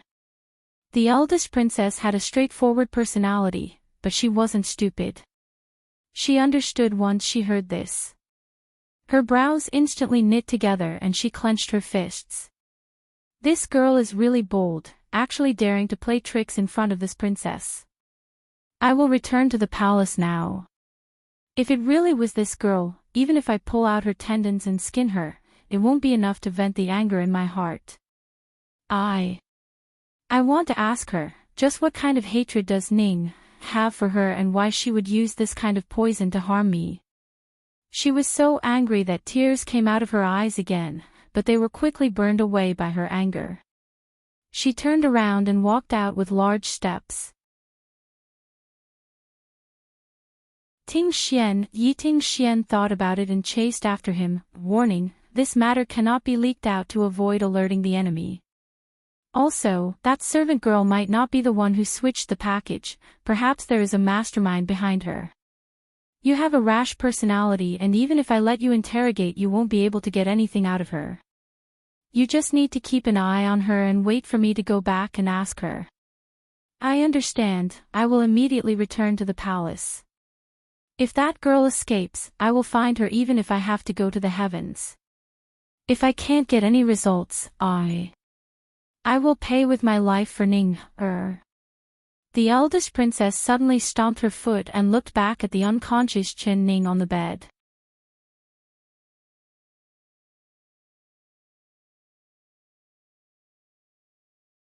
Chapter 935. Yiting Xian nodded. His expression was serious, but there were some things he couldn't say to the eldest princess. He just waved his hand and the eldest princess turned around to leave. Mo Chuan stood by the bed, turning a deaf ear to Yiting Xian and the eldest princess' words. He didn't care who the culprit was or who harmed Ning. He just wanted her to come back to life, come back to life. Even if he exchanged his life for it, he was willing. He held her cold and stiff hand and his heart began to tremble again. Other than the trace of warmth in her heart, her entire body was cold and stiff. He couldn't help putting his face against her chest, feeling that warmth and feeling her weak heartbeat. Only like this could he be sure that she was still alive. Yiting Xian silently stood outside the door, not bothering the two of them. He furrowed his delicate and pretty eyebrows, thinking hard about how this accident happened, but no matter how he thought about it, he couldn't figure it out. Who did the person who swapped the snake want to kill? The matter of Chen Ning being the Empress, there weren't many people that knew about it. Even the eldest princess didn't know about it and the people in her palace didn't know about it. There is only one possibility, that person did not want to harm Chen Ning, but rather the emperor. Chen Ning is just a scapegoat for the emperor. Coming to this conclusion, Yiting Xian felt a cold wind blow from the door. It made his body tremble and he was covered in goosebumps. Someone wanted to kill the emperor. Who was it? Who could it be? The first person Yiting Xian thought of was Chu Xiaoyang. Because after Mo Chuan ascended to the throne, he loved the people and was loved by the West Chu citizens and ministers. Compared to the previous emperor, he was even better. In these 10 years, everyone had already forgotten about the previous emperor and rarely mentioned the previous emperor. However, Chu Xiaoyang was the previous emperor's son, so Mo Chuan's throne should have been his. After all these years, he had watched someone else sit in the position that should have belonged to him. How could he not hate him to the bone? Not to mention that Chu Xiaoyang and the emperor not only hated him for stealing the throne, but also hated him for stealing his wife. If Chu Xiaoyang knew that the bride he was marrying was his previous Dingyuan princess, how could he not be filled with hatred? It was Chu Xiaoyang, it had to be Chu Xiaoyang. Yiting Xian could conclude without any hesitation that this matter was done by Chu Xiaoyang. But thinking about it, he felt that it wasn't like it. Chu Xiaoyang was decisive and ruthless, but he was also rash and impulsive, not being meticulous enough. If he really wanted to take revenge on the emperor, he would not have used such a roundabout method. He would have chosen to assassinate, or openly provoke the emperor. He would not have used this method. This was a trick, a person. Hiding a poisonous snake in a gift box. This was more like a girl than a man. Speaking of this was a prank that the eldest princess came up with. Although the eldest princess was very carefree, she was still a woman in the end, so the pranks and methods of revenge she came up with were naturally different from men. Could it be that the instigator of this incident was a woman? Zhou family Ming XT could. Once this thought entered Yiting Xian's mind, it caused his entire body to turn cold. He couldn't help turning around to look at the emperor and Chen Ning in the room. He couldn't help shivering.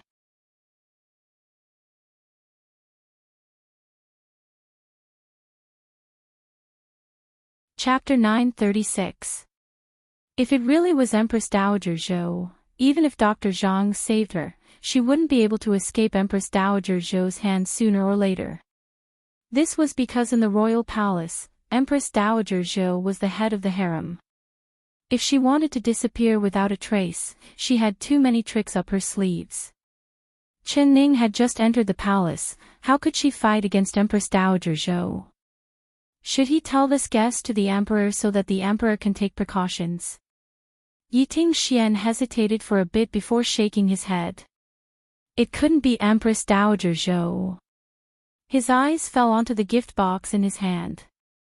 He could confirm once again that this matter had nothing to do with Empress Dowager Zhou. This was because the poisonous snake was placed in the gift the eldest princess sent into the palace. The one who opened the gift box could be the emperor or Chen Ning. If Empress Dowager Zhou sent someone to do this, would she not think that this snake would bite the emperor? Even if she hated Chen Ning and wanted Chen Ning to die, she was still the emperor's mother and she couldn't bear to let the emperor be in any danger.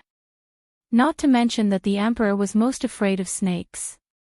As a mother, how could she let her son suffer the same kind of fear again? So it definitely couldn't be Empress Dowager Zhou. But other than Empress Dowager Zhou, what other girl would be bold enough to harm the emperor? What grudge or hatred did she have with the emperor? Could it be hatred because of love? Unthinkable. According to Yiting Xian's knowledge, there were countless women in the capital city that admired the emperor and there were countless young ladies that wanted to climb up the branches to become phoenixes. It was very likely that the murderer was one of them. Because she heard that the emperor was getting married and wanted to marry someone else, she was filled with jealousy and had the intent to kill. Yiting Xian deeply knit his brows, thinking that this would be very difficult. Finding the murderer was like finding a needle in a haystack. That maid definitely wasn't the mastermind. It was very likely that she had been bribed by someone else and then used the poisonous black flower snake to exchange for the eldest princess toothless snake. That person didn't care if the person bitten by the snake was the emperor or the empress. She just wanted to kill and take revenge. No matter who was bitten by the snake, that person would achieve their goal. This person had such a vicious heart. Such a sinister plan. Yiting Xian's heart was filled with rage. He wanted to immediately return to the eldest princess palace and find the murderer. This kind of person definitely couldn't be left in this world, otherwise he would use this poison again to kill people. The next person he wanted to kill was very likely the emperor or the eldest princess. Right at that moment, he suddenly heard the sound of hurried hooves coming from outside the palace. 2 horses were rushing towards Guan Osprey Palace one after the other. Horses were strictly forbidden in the inner courtyard of the imperial palace. Those who dared to ride on a horse in the imperial palace were either the emperor or had a matter of life and death. Yiting Xian's eyes instantly lit up. Yiting Xian's eyes lit up. Sure enough, the horse hooves stopped at the palace gates and a gray figure flashed in. Behind the gray figure was Xiaoxi. Shui Feng, slow down. Don't break Dr. Zhang, he still needs to save the Empress. That gray figure was Shui Feng, he had always been by Dr. Zhang's side. Suddenly hearing the news from Xiaoxi, he and Dr. Zhang were so scared that their limbs turned cold.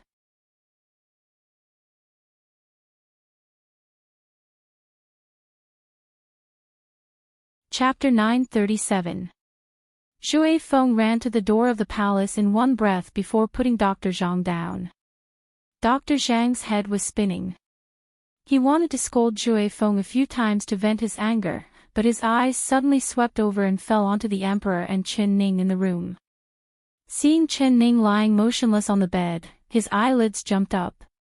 He didn't care about scolding Shui Feng as he strode into the palace. Emperor, please allow this old minister to take the Empress pulse. Dr. Zhang saw Chen Ning wearing the bride's clothes, but there was no surprise on his face at all. Rather he felt that this was normal. He had been a doctor in the palace for several decades, what kind of things hadn't he seen before? Mo Chuan and Chen Ning's matters had never been hidden from him, so he knew what he could say and what he couldn't say. Even in front of Empress Dowager Zhou, he did not reveal anything at all. It was because of this that he had the trust of Empress Dowager Zhou and the Emperor. Dr. Zhang, save her. This one believes that you can save her. Hearing Dr. Zhang's voice, Mo Chuan took a deep breath and looked up. He tightly grabbed Dr. Zhang's wrist and his palm was covered in cold sweat. Dr. Zhang did not nod or shake his head. When he saw Chen Ning's complexion, his heart became heavy. Towards matters he wasn't confident in, he would never easily make a promise. Emperor, this old minister will do his best. Mo Chuan nodded. He let go of his hand and stared at Dr. Zhang without blinking. He just looked at Dr. Zhang's expression, hoping that he would say, "She can be saved." Dr. Zhang placed 3 fingers on Chen Ning's pulse and closed his eyes. Very quickly, his 2 white brows jumped up and he opened his eyes with a look of shock. There's no pulse. How can there be no pulse?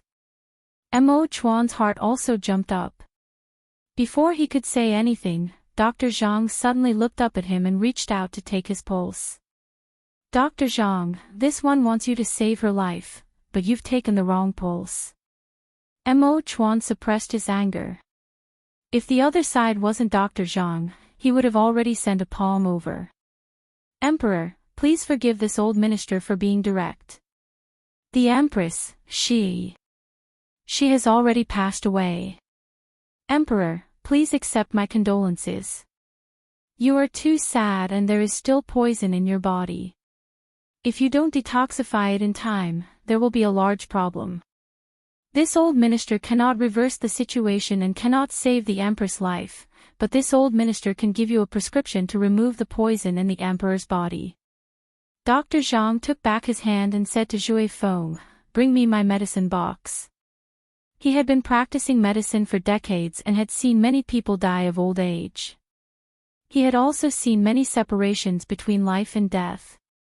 Therefore, his words were spoken from the perspective of a pure doctor and did not consider the feelings of the listener. His words were like a clap of thunder, striking the people present in a daze. Mo Chuan was stunned, Zhui Feng was stunned, Xiao Si and Yiting Xian were stunned. Xiao Si was the first to react. He couldn't help narrowing his eyes at Dr. Zhang, thinking that this old doctor was muddle-headed. How could he be this straightforward? Xiao Si was the first to react. He couldn't help looking at Dr. Zhang with a frown, thinking that this old doctor was confused. How could he be this direct? Dr. Zhang, what nonsense are you saying? She isn't dead at all, her heart is still beating. Take her pulse again, carefully take her pulse again. Mo Chuan forcefully controlled himself and barely managed to speak in a calm voice. He really had the urge to slap Dr. Zhang's head just now.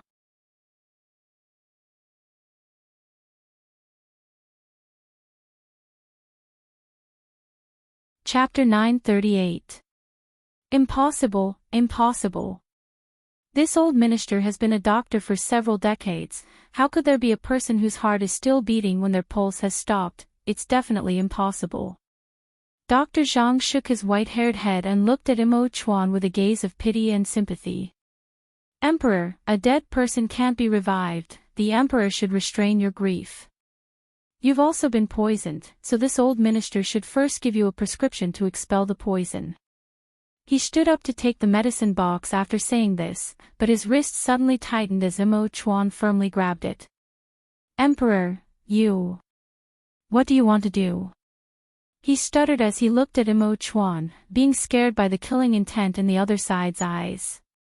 Mo Chuan stared right at him and said word for word, "Save her. This one wants you to save her. This one will say it again, she's not dead.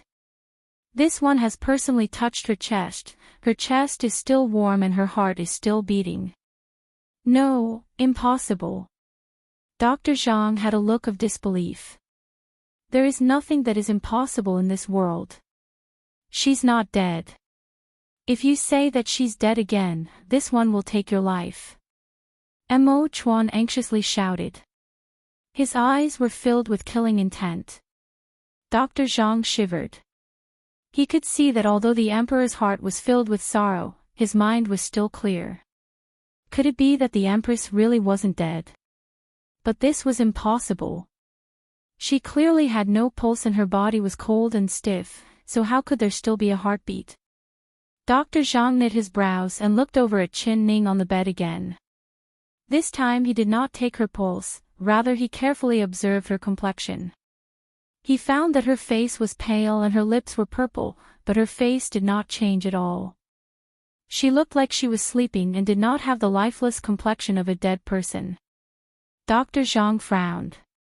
Emperor, this old minister wants to hear the Empress' heartbeat. I wonder. What does the Emperor think?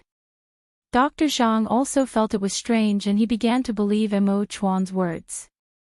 Perhaps she really did have a heartbeat, but it was unknown.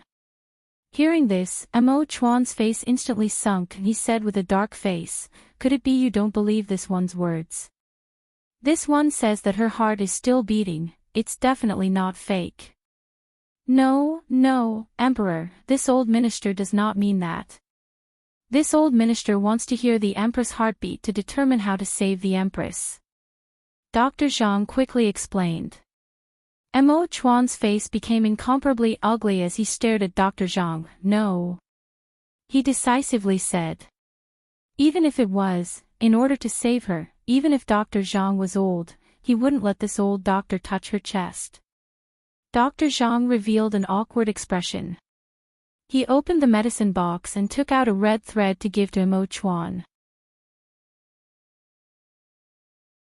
He said, as long as the Emperor places this thread over the Empress' heart, this old minister can feel her pulse. Mo Chuan, taut face instantly relaxed. This was a good idea. Mo Chuan, taut face instantly relaxed. This was a method. Dr. Zhang picked up the other end of the red line and closed his eyes again. He could feel a weak beat coming from the other end of the red line. Although the heartbeat was less than half of a normal person's, her heart was still slowly beating. As long as her heart was still beating, she was not dead. Dr. Zhang opened his eyes and his eyes were filled with confusion. In his decades of experience as a doctor, he had never seen a case like this before. Her body was clearly cold and stiff, so why was there a heartbeat? Strange, truly strange. You're tuning in to the LoveLore Library YouTube channel. We're so grateful for your support and don't forget to subscribe to join us on this incredible journey through captivating stories. Your generosity through donations truly makes a world of difference, as it's the primary source of revenue that allows me to expand and enhance this channel for you. Thank you from the bottom of my heart for being a part of this adventure.